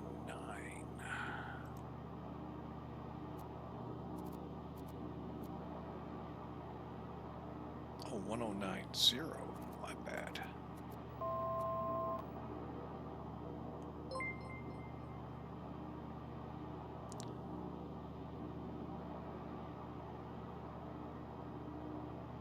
Thank you, Ninja. Whoa, for the follow. That's what I get for looking away.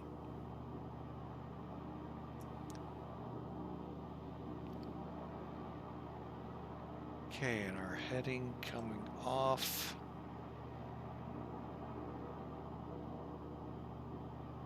(202).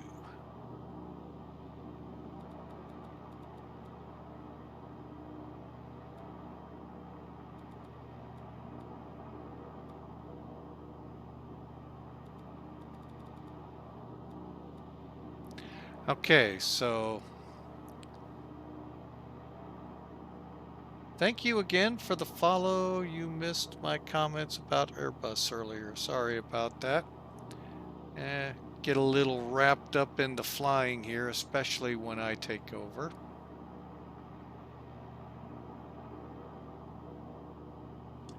Airbus, we make all bad decisions sometimes. Actually, I love flying Airbuses, folks. Probably one of the easiest planes out there. All right, now wait a minute here. We're flying, should be either 25 or 4,500 back.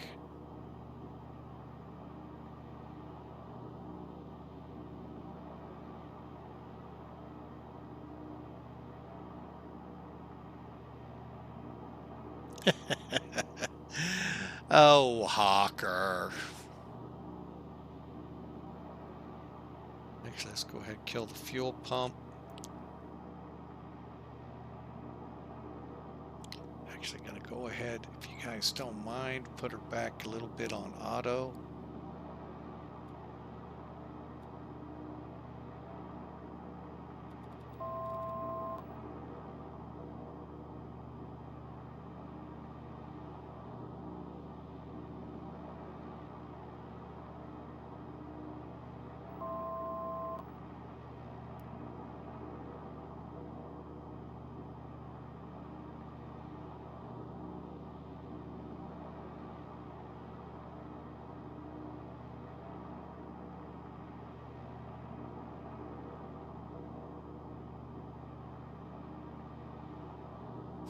Okay. Heading.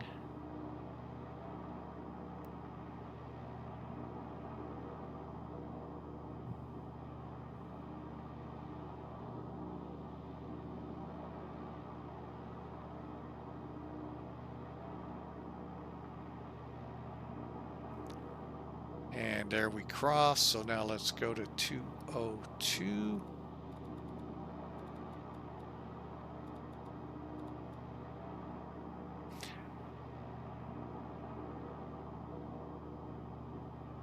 All right, little quick tip here, folks. If you can't get digital readouts for your heading bug, but you can your course, use your course, put it on course, put your bug there, then set otherwise. We should be getting our nav data here in a minute.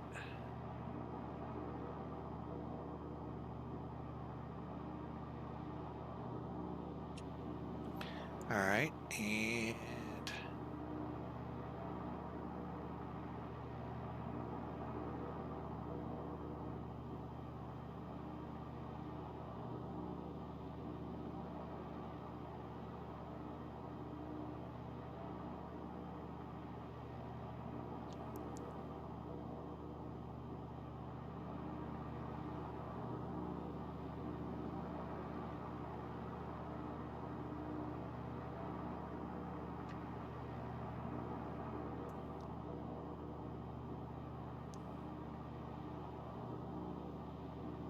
okay, now what I was saying about the, why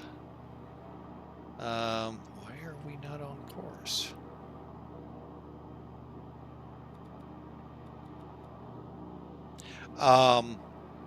Altitude, now we're going more of a, on the western side of the north-south line for altitudes. That's how you determine. Odd goes east, even goes west. So I'm actually going to, we're just going to maintain. If ETC ends up giving me problems, we'll deal with it. And I'm watching the weather. Mount Vernon is where we're headed next. May call it there.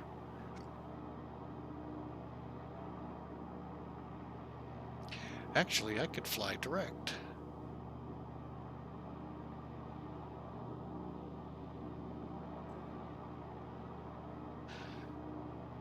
I could.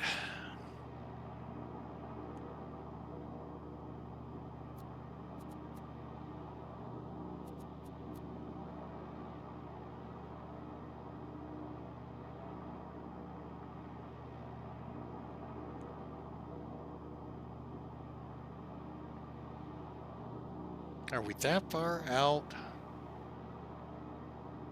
Or is that just DME? That is just DME. Oh, that stinks.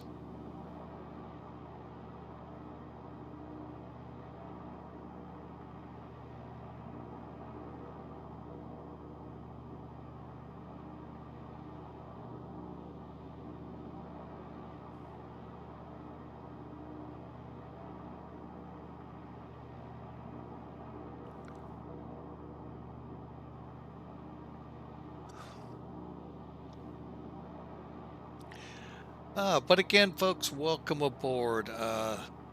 Thank you so much for being a part of this just chatting and flying night here on Flying with Mike. Tomorrow, tentatively, well, first off, we were supposed to fly Frankfurt to Los Angeles. I have since canceled that because of the way the week has gone. And I'm going to fly Frankfurt to Athens, Greece. Athens, Greece, back up to Frankfurt. Hopefully, both flights. We'll see. We'll see how the day goes. All right, now the other thing you'd be doing is trying to find airports that give you weather reports, especially altimeters 3006. That's the nice thing about ATC flight following. They'll give you those along your way, so you can keep that altitude right with whatever the pressure is till you get above 18,000 in the US. Then it goes to a standard number.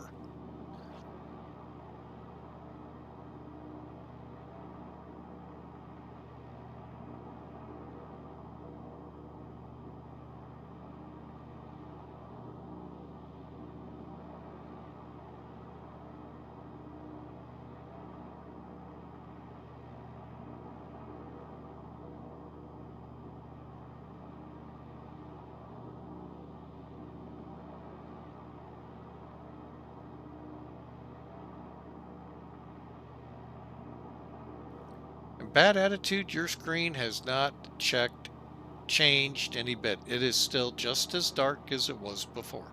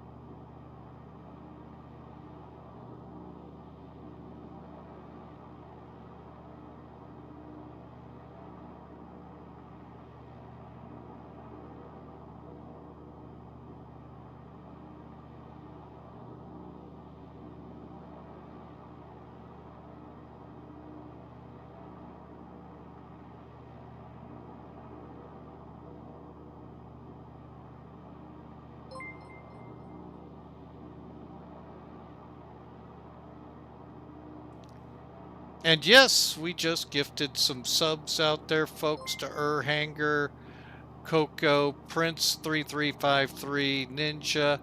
Thank you all so much for being a part. We just gifted you all some subs. It's up to you if you'd like to renew at the end of the month, but welcome aboard. Thank you for your great questions and support of the channel.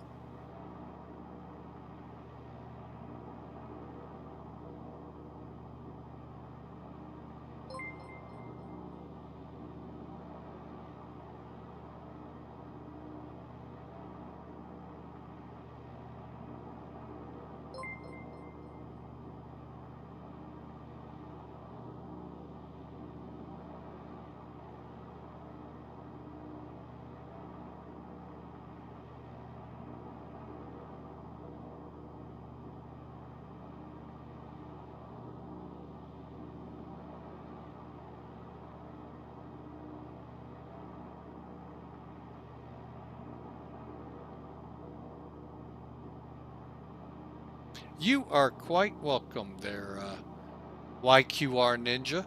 Welcome in. Thank you for being. I am on leg 5 of the Island Hop Caravan Cargo Tour with FedEx. We have an Island Hop Cargo Tour there?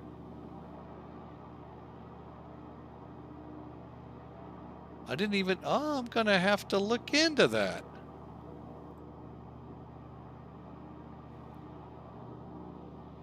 I think I know right where you're talking too. Charters, I take it?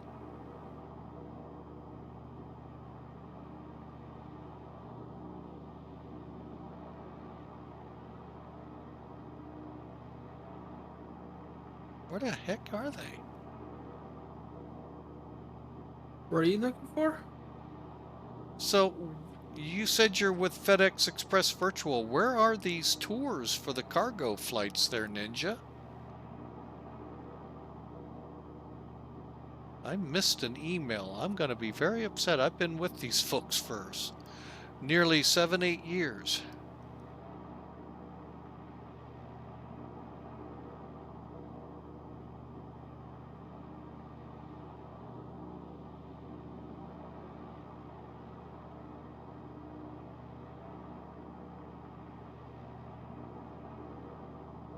Oh no, bad attitude. Oh no, your screen crashed.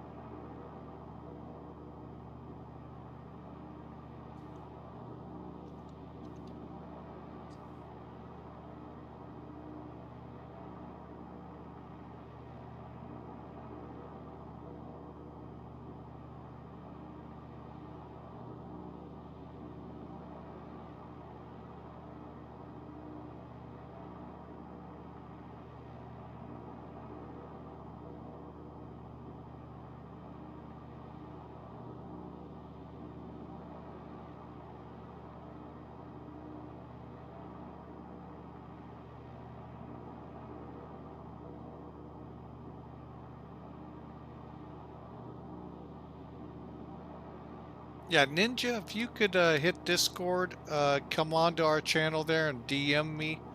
Uh, I'd love to know where these tours are.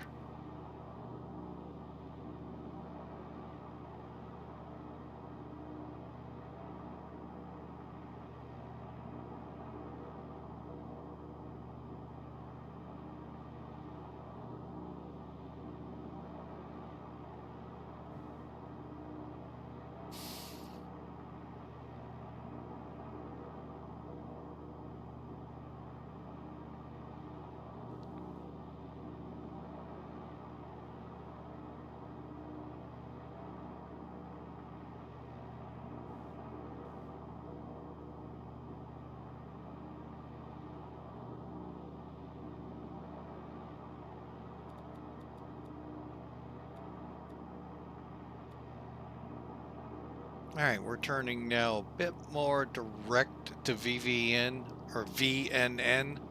It appears to be either a very short-range VOR, but 37 miles it should have picked up, or it's a DME station.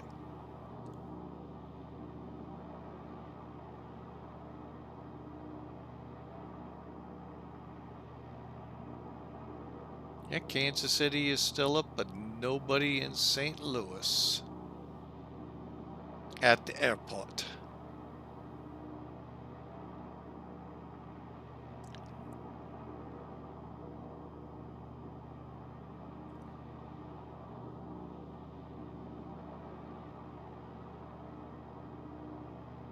So what happened with your stream there, Bad Attitude?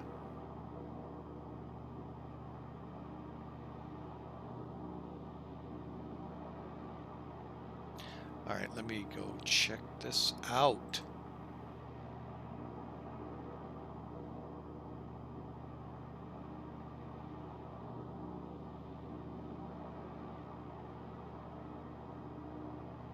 Oh, okay. Oh, okay. Gotcha. Gotcha now. Uh, Wrong airline.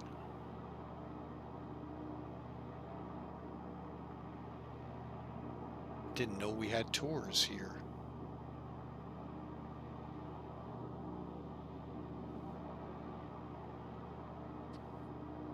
I wasn't, when you said FedEx, I was thinking FedEx Express. I wasn't expecting the uh, VAS, what are they, whatever they're called. I was not expecting that one.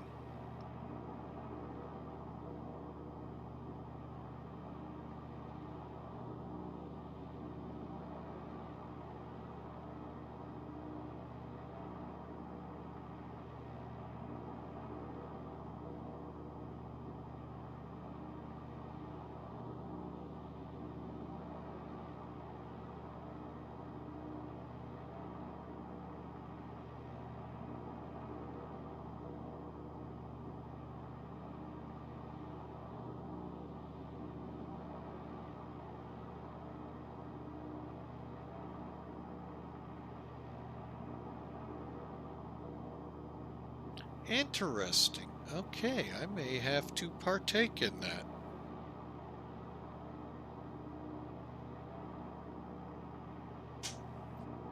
All right, we're still on course, Mount Vernon.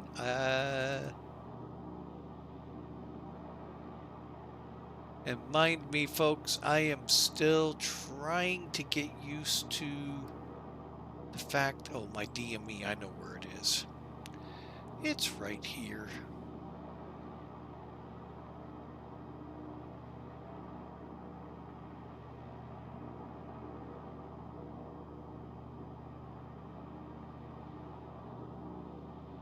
Oh, what did we call it?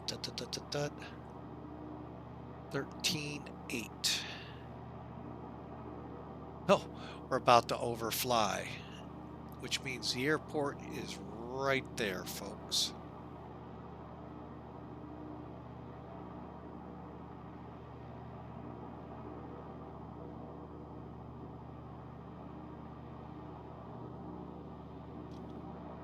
All right, let's go down.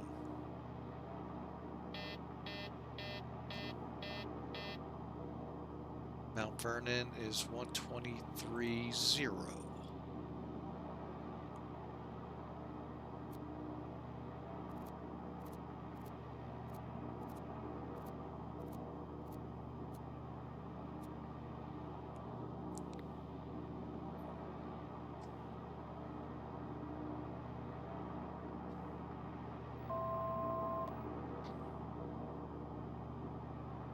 Yeah, Mount Vernon traffic, Piper 1089 Quebec, entering a left downwind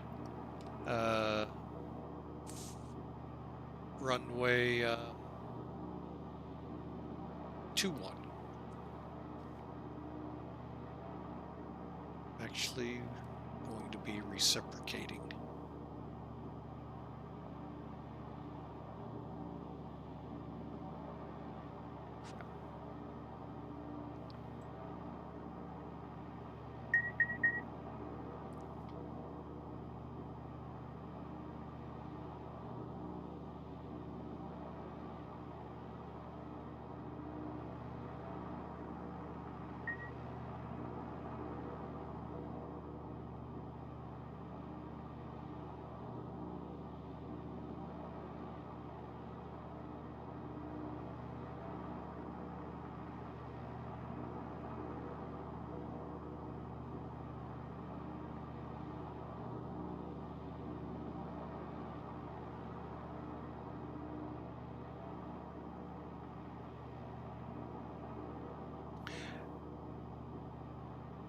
And correction here at Mount Vernon, November 1089 Quebec, entering left downwind runway 5.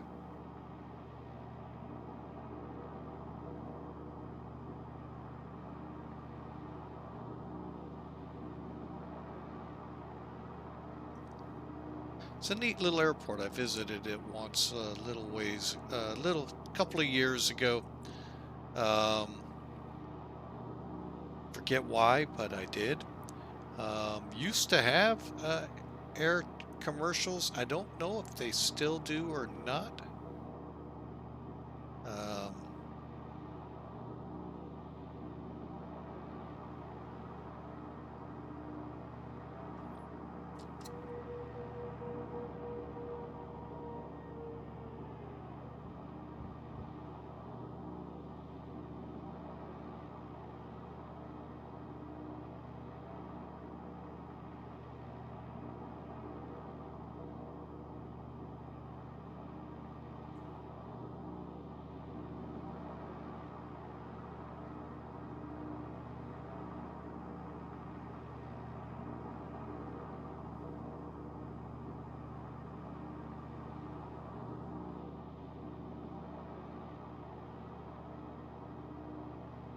Mount Vernon traffic, November 80 or 1089 Quebec, left base 5.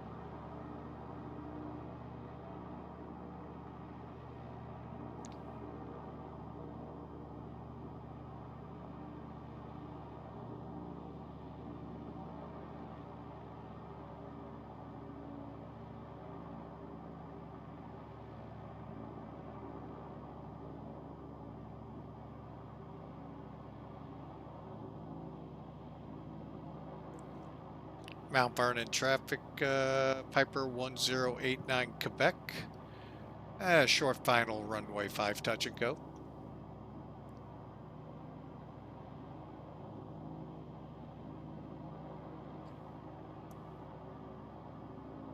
And over the threshold.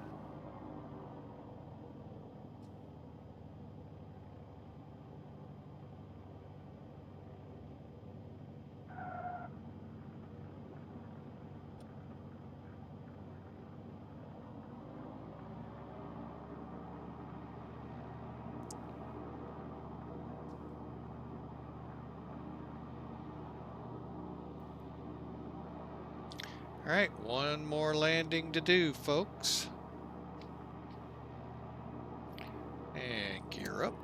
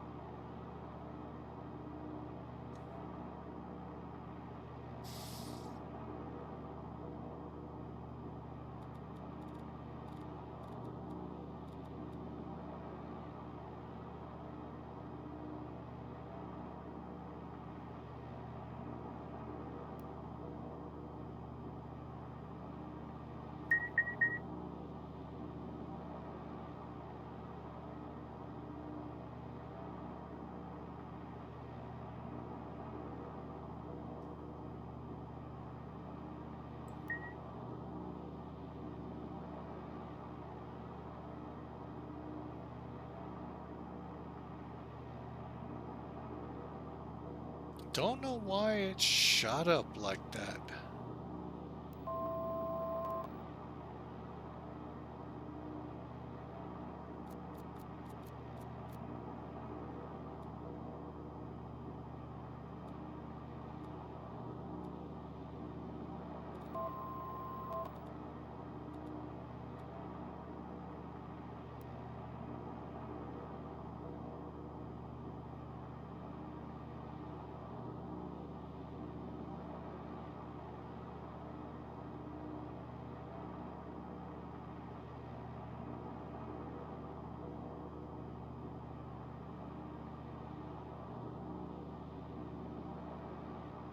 All right.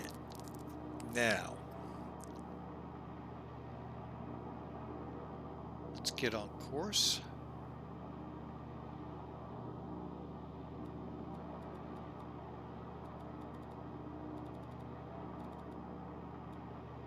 Again, it's nice to have the GPS here. Otherwise, you're going to have to figure out by looking at what you see out the window as to what you can do. And by the way, I did see the mention there, Coco. You are welcome. Now, how long have I been flying? Real world, I flew for about 4 years in the early to mid 80s. In the flight sim world, I started in 1999-ish with either Flight Sim 98 or Flight Sim 2000, and have been flying ever since. And got a lot of hours on VATSIM. Used to do a lot of long haul flights. I actually love long haul, but the problem is streaming a long haul flight is not as easy as we all would like to think it is. There's a lot to it.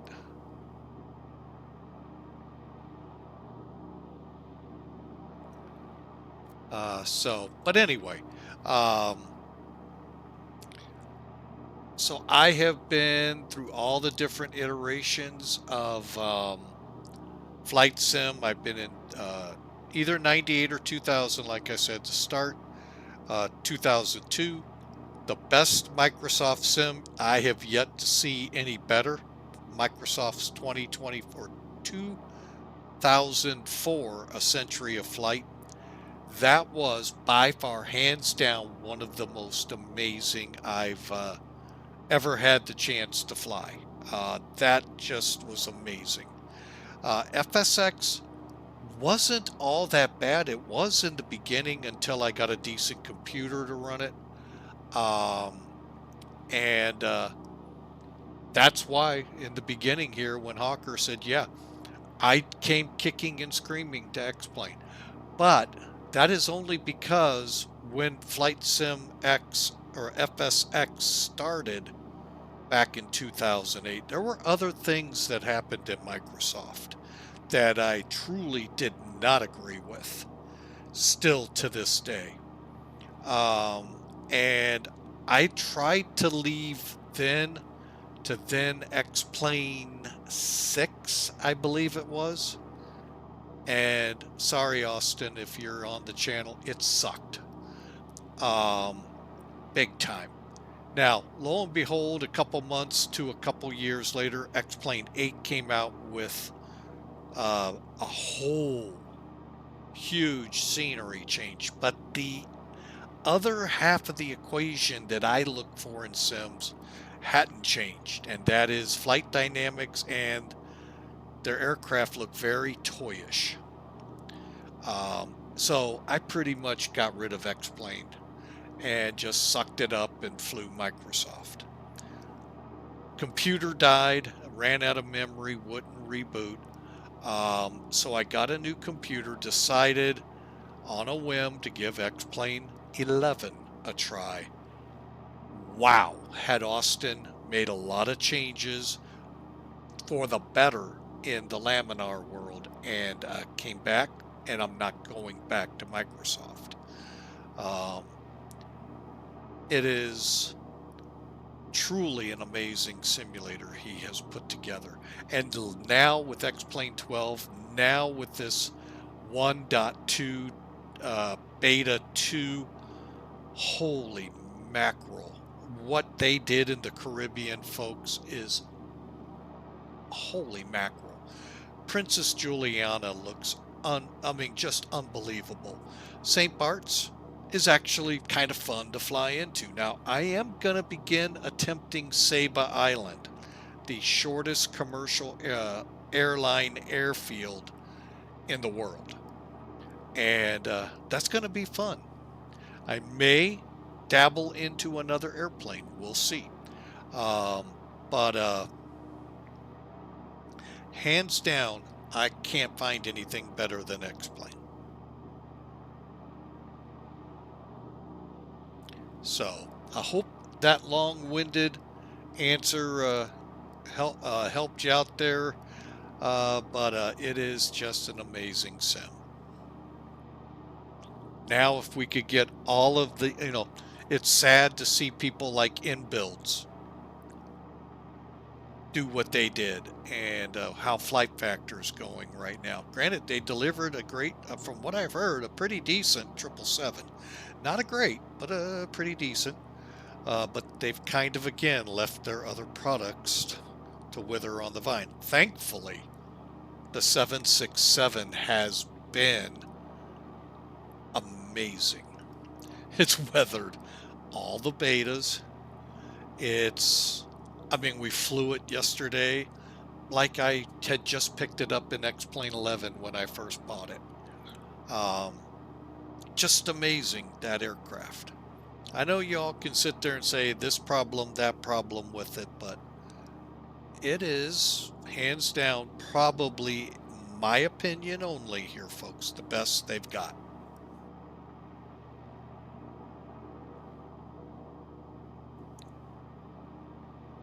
And to hear those words out of me about a product with flight factor is really amazing when you think about it. All right, let me kind of key in here. We're going to go ahead, turn due west for the airport.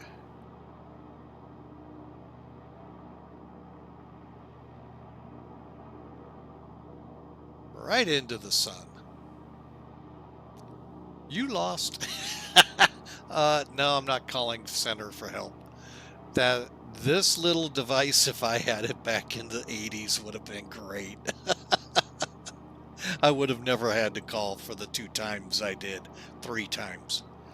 And the thing is, folks, my dad was a navigator in the Air Force. When he retired, he achieved his dream of being a commercial pilot. He couldn't be a pilot in the Air Force for reasons of the medical standards set forth for Air Force pilots, because every kid back in the 50s wanted to be an Air Force pilot. So they had to put these, constraints in place. But he came out, became an airline pilot for U.S. Airways, Allegheny to be exact, and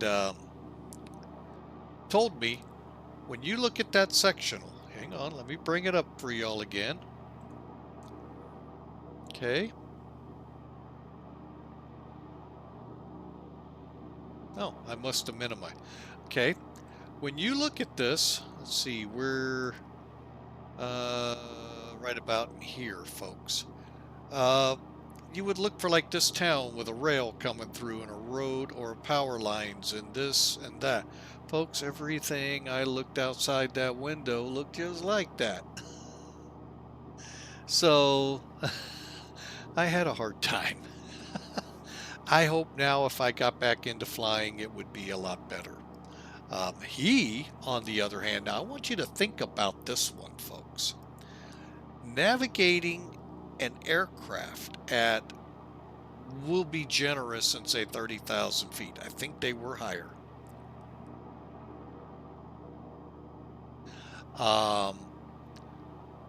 Do you know how they navigated before INS? And I didn't know this. They had a peephole in the top of a C-141, a little, and they shot sextant day and night at the stars. Just like you would have read in grammar school and elementary and all of secondary high, how the old seafarers got around the world with a sextant. Oh, granted, they had some other little gizmos, but for the most part, that's how he could confirm where they were. And flying over the ocean, folks, to Vietnam. I just boggles my mind. Because it doesn't matter if you have a map or not. Oh, wait a minute, that wave looks like this one on the map. No. Now, they had some NDBs and transmitters to also help to guide, but that's true navigation. Today, then the INS came along and made things a whole lot easier for them and began phasing navigators out. And then the world of FMC, GPS, LORAN-C, you name it, came on, and it's pretty tough to get a pilot lost so long as everything's working. But back in the 80s, the small planes, you might have RNAV, you might have had a LORAN-C. None of our aircraft did at the Aero Club. So you're flying VOR to VOR, NDB to NDB. That's the toughest one, folks, non-directional beacons. So, yeah, just still amazes me that they would, shoot fixes off stars for navigating an airliner. Oh, I can understand a little bit about a boat. They're a lot slower. just amazes.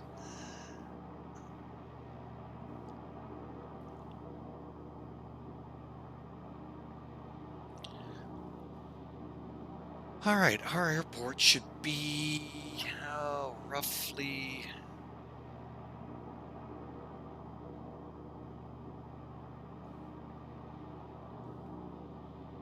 Oh, what are we on? 35 miles, about 30 miles out.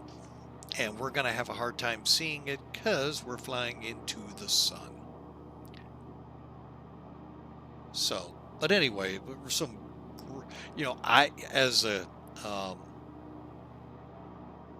in college when I was trying to be,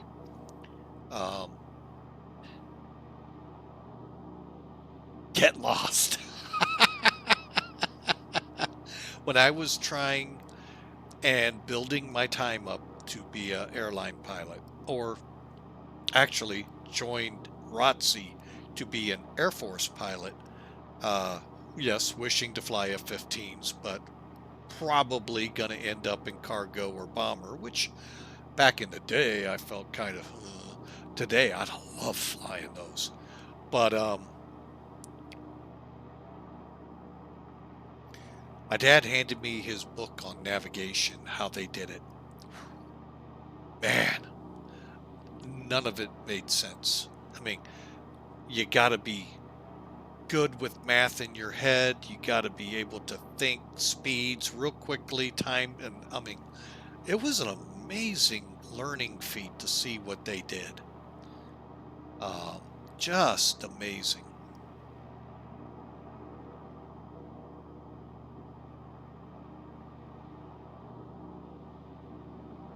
And the few navigators that are out there today are still on the bombers.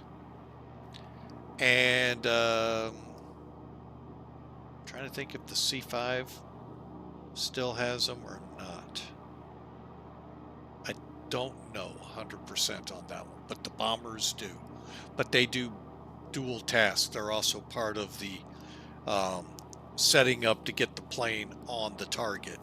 The pilots do the flying that he tells them, but they will then actually do whatever needs to be done over the target, much like bombardiers. They have different names.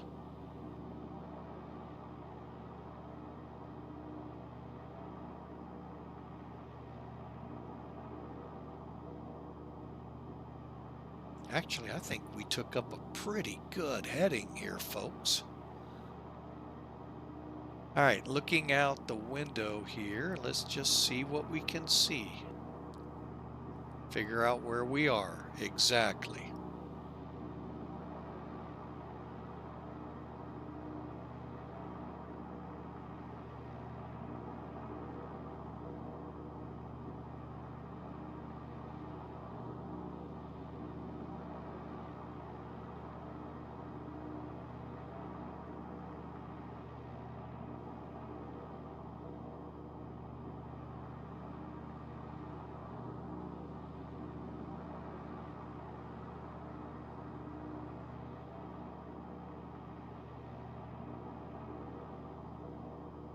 For a second, I thought we might be overflying the airport just by some thoughts that were in my mind.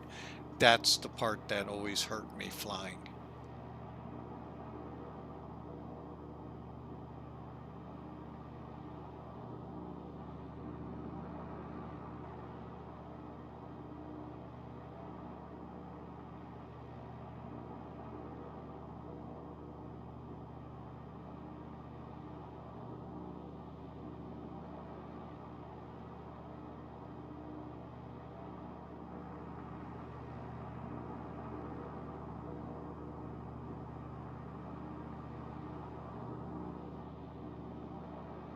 Now, flying in X-plane is not very easy VFR. You can do it, but you're pretty much, and make a quick random set. You can do it, it's just very difficult sometimes. That's where Microsoft, when you get down low like this, you can actually pick up what you need to pick up on. X-plane, it's still a little iffy.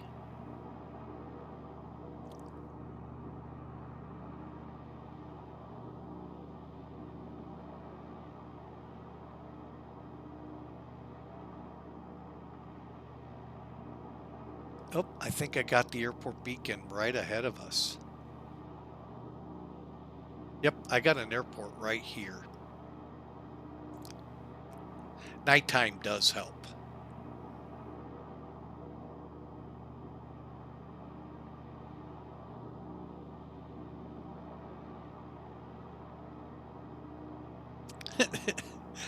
Unfortunately, the ATC operator has dropped off for the night. However, let's get back on track here.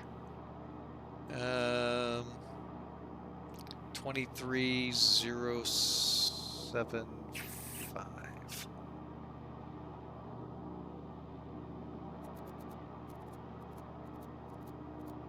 Wait, I went the wrong way.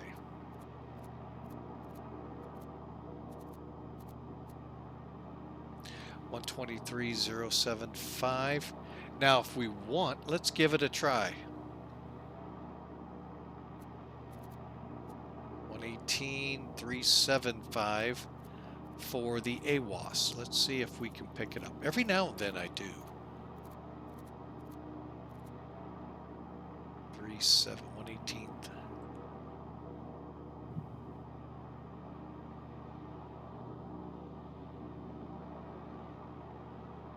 Oh. All right, I'll have to go in and check settings. All right. There's our airport. Any change in winds? 330 at 4. Sparta Community Airport, Piper 1089 over flying. Flight level, I'm sorry, 2,500 feet. Entering left downwind for 36.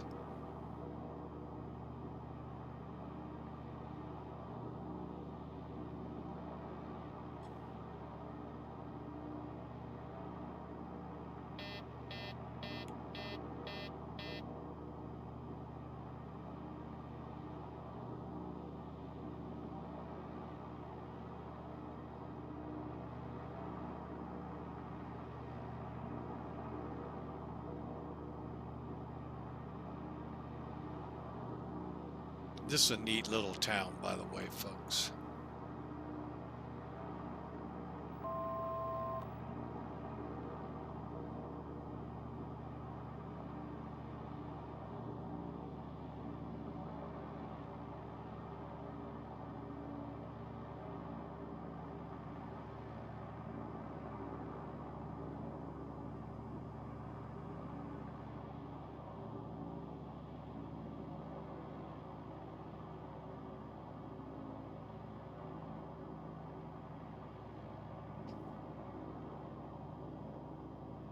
Okay, airport's at 538 feet.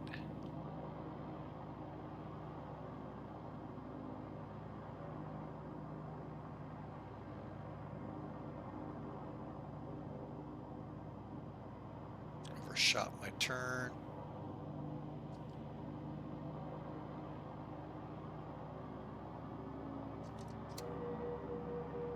Okay, gear is going down.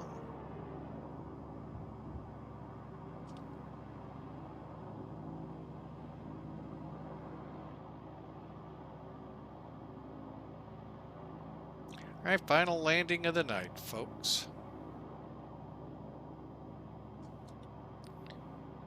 Sparta traffic, November 1089, Quebec, left base 36.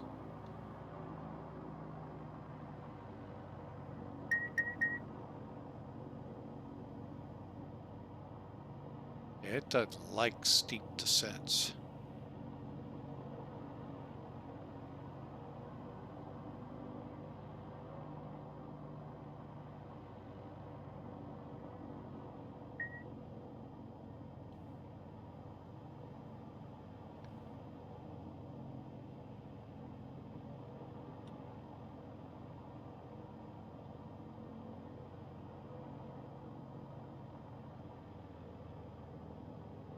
And Sparta traffic, November 1089, Quebec, final 36.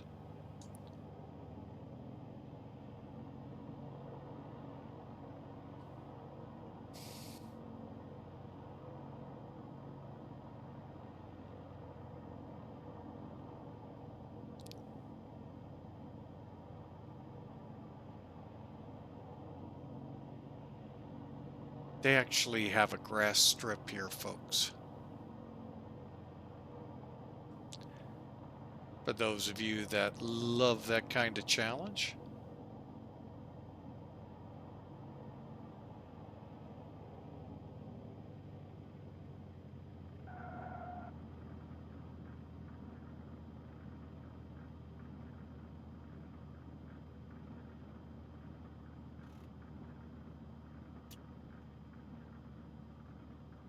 Would have made a good fighter pilot. I always land off the center line like that.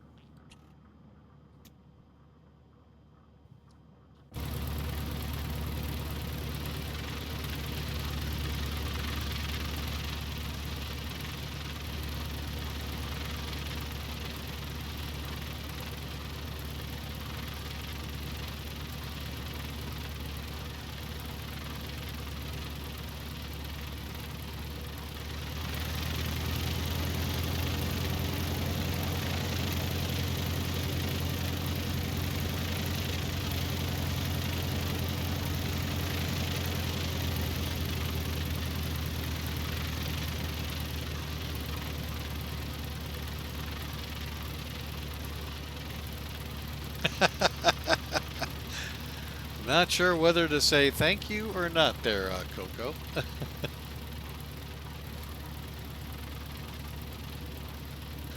Alright, let's come on off the runway.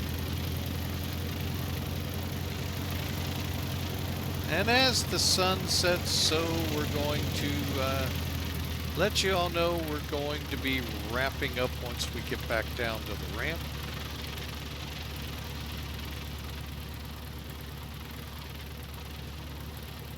I'll tell you this, if for any reason I ever came into possession or had the money to own a plane, a small plane, the Arrow would be it, and this airport I would definitely put it at, not anything nearby where I live.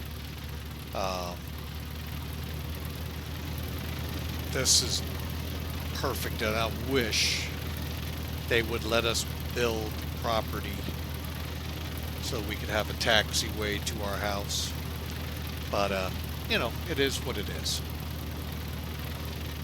We actually looked at something like that up north of where we live, but we knew how much that property had to cost just to buy, let alone build a house on, with a hangar and a taxiway. Two.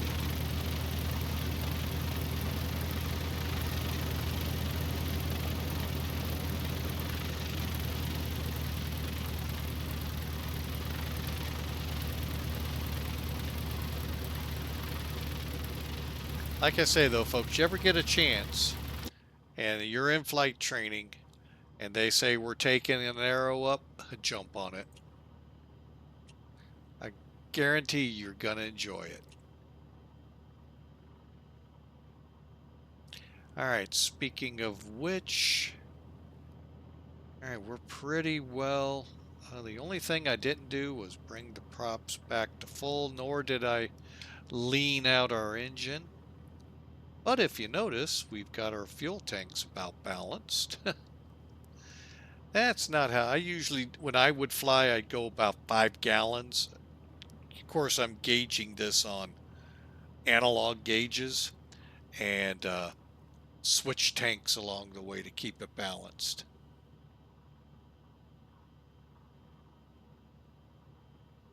Well, you can, but usually it's a taxiway, and then the road would be to your front door. So, and then you'd bring it into the back, and you'd have to build a hangar. Where my uncle owns his plane and it's parked, they have residents on one of the ends of the runway. I forget which end, and they are required to build a hangar within so many years, months. I forget what he said the stipulation is for an aircraft. And there they do share road and taxiway.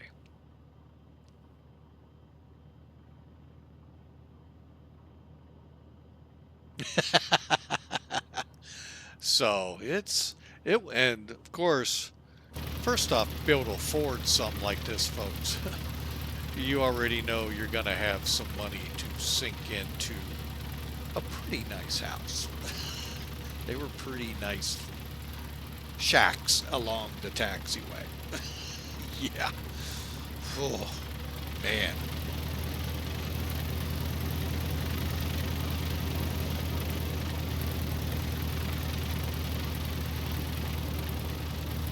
And that too.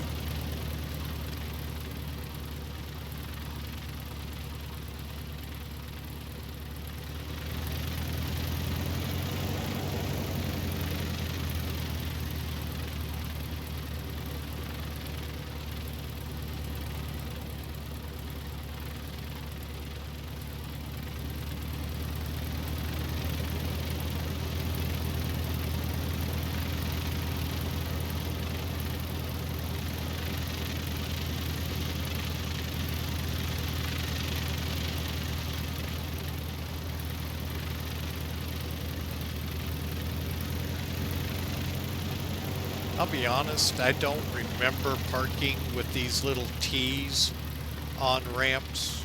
I think that is a byproduct after I left. But, all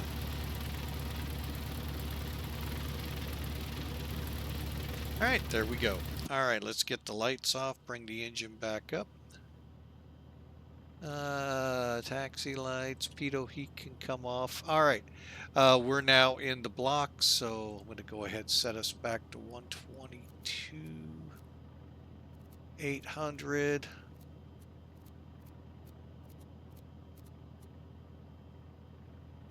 So one less thing to do tomorrow.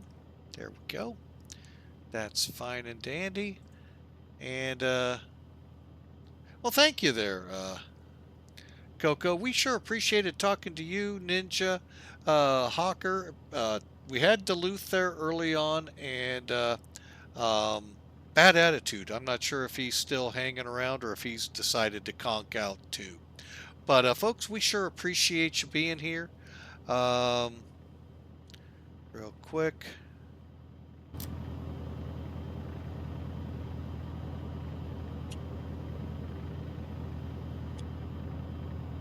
Okay.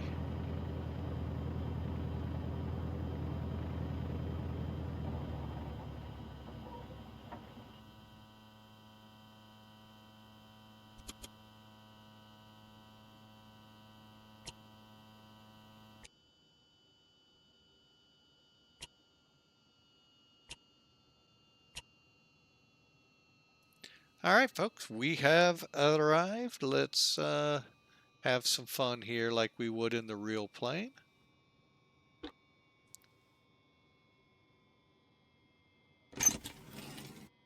There you go, folks. Again, my pleasure flying with y'all. Thank you for the best wishes. Thank you, Ninja.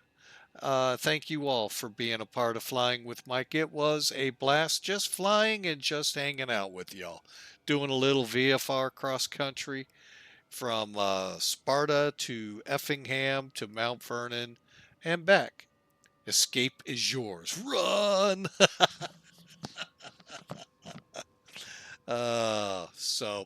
But anyway, folks, again, a fun airplane. If you really are into small aircraft, I know some that were here today are. Here's a link to this one. It's really fun, folks. Like I said, you get two different versions, and they're both great. I can't stand the cramp. They are tight.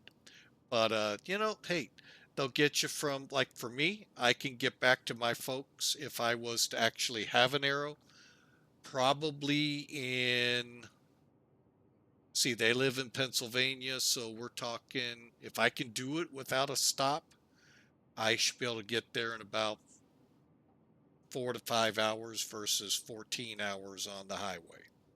So, you know, so there's the trade-off. But oh, by the way, it's a couple $100,000 for one of these. So, so got to weigh that out. So, and the fuel's going to be more expensive than you're used to in your car.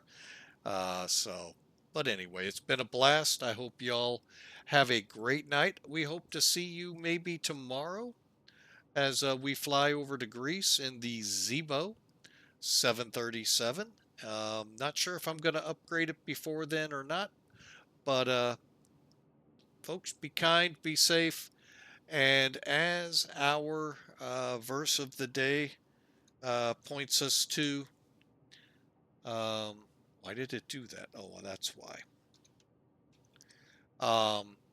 From the rising of the sun to the setting of the sun, folks, it is setting here. The name of the Lord is to be praised. It's a great psalm of 113, verse 3. We should always be praising the Lord for everything we have, everything we do. Praise the Lord. So thank you all so much. God bless you all. We'll catch you again on another stream here of Flying with Mike.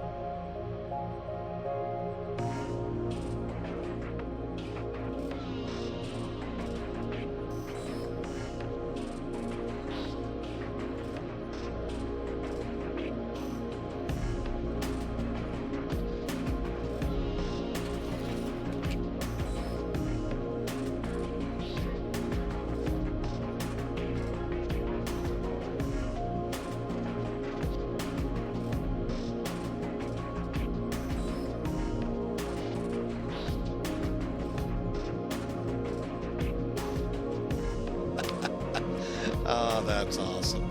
Y'all have a great night. God bless.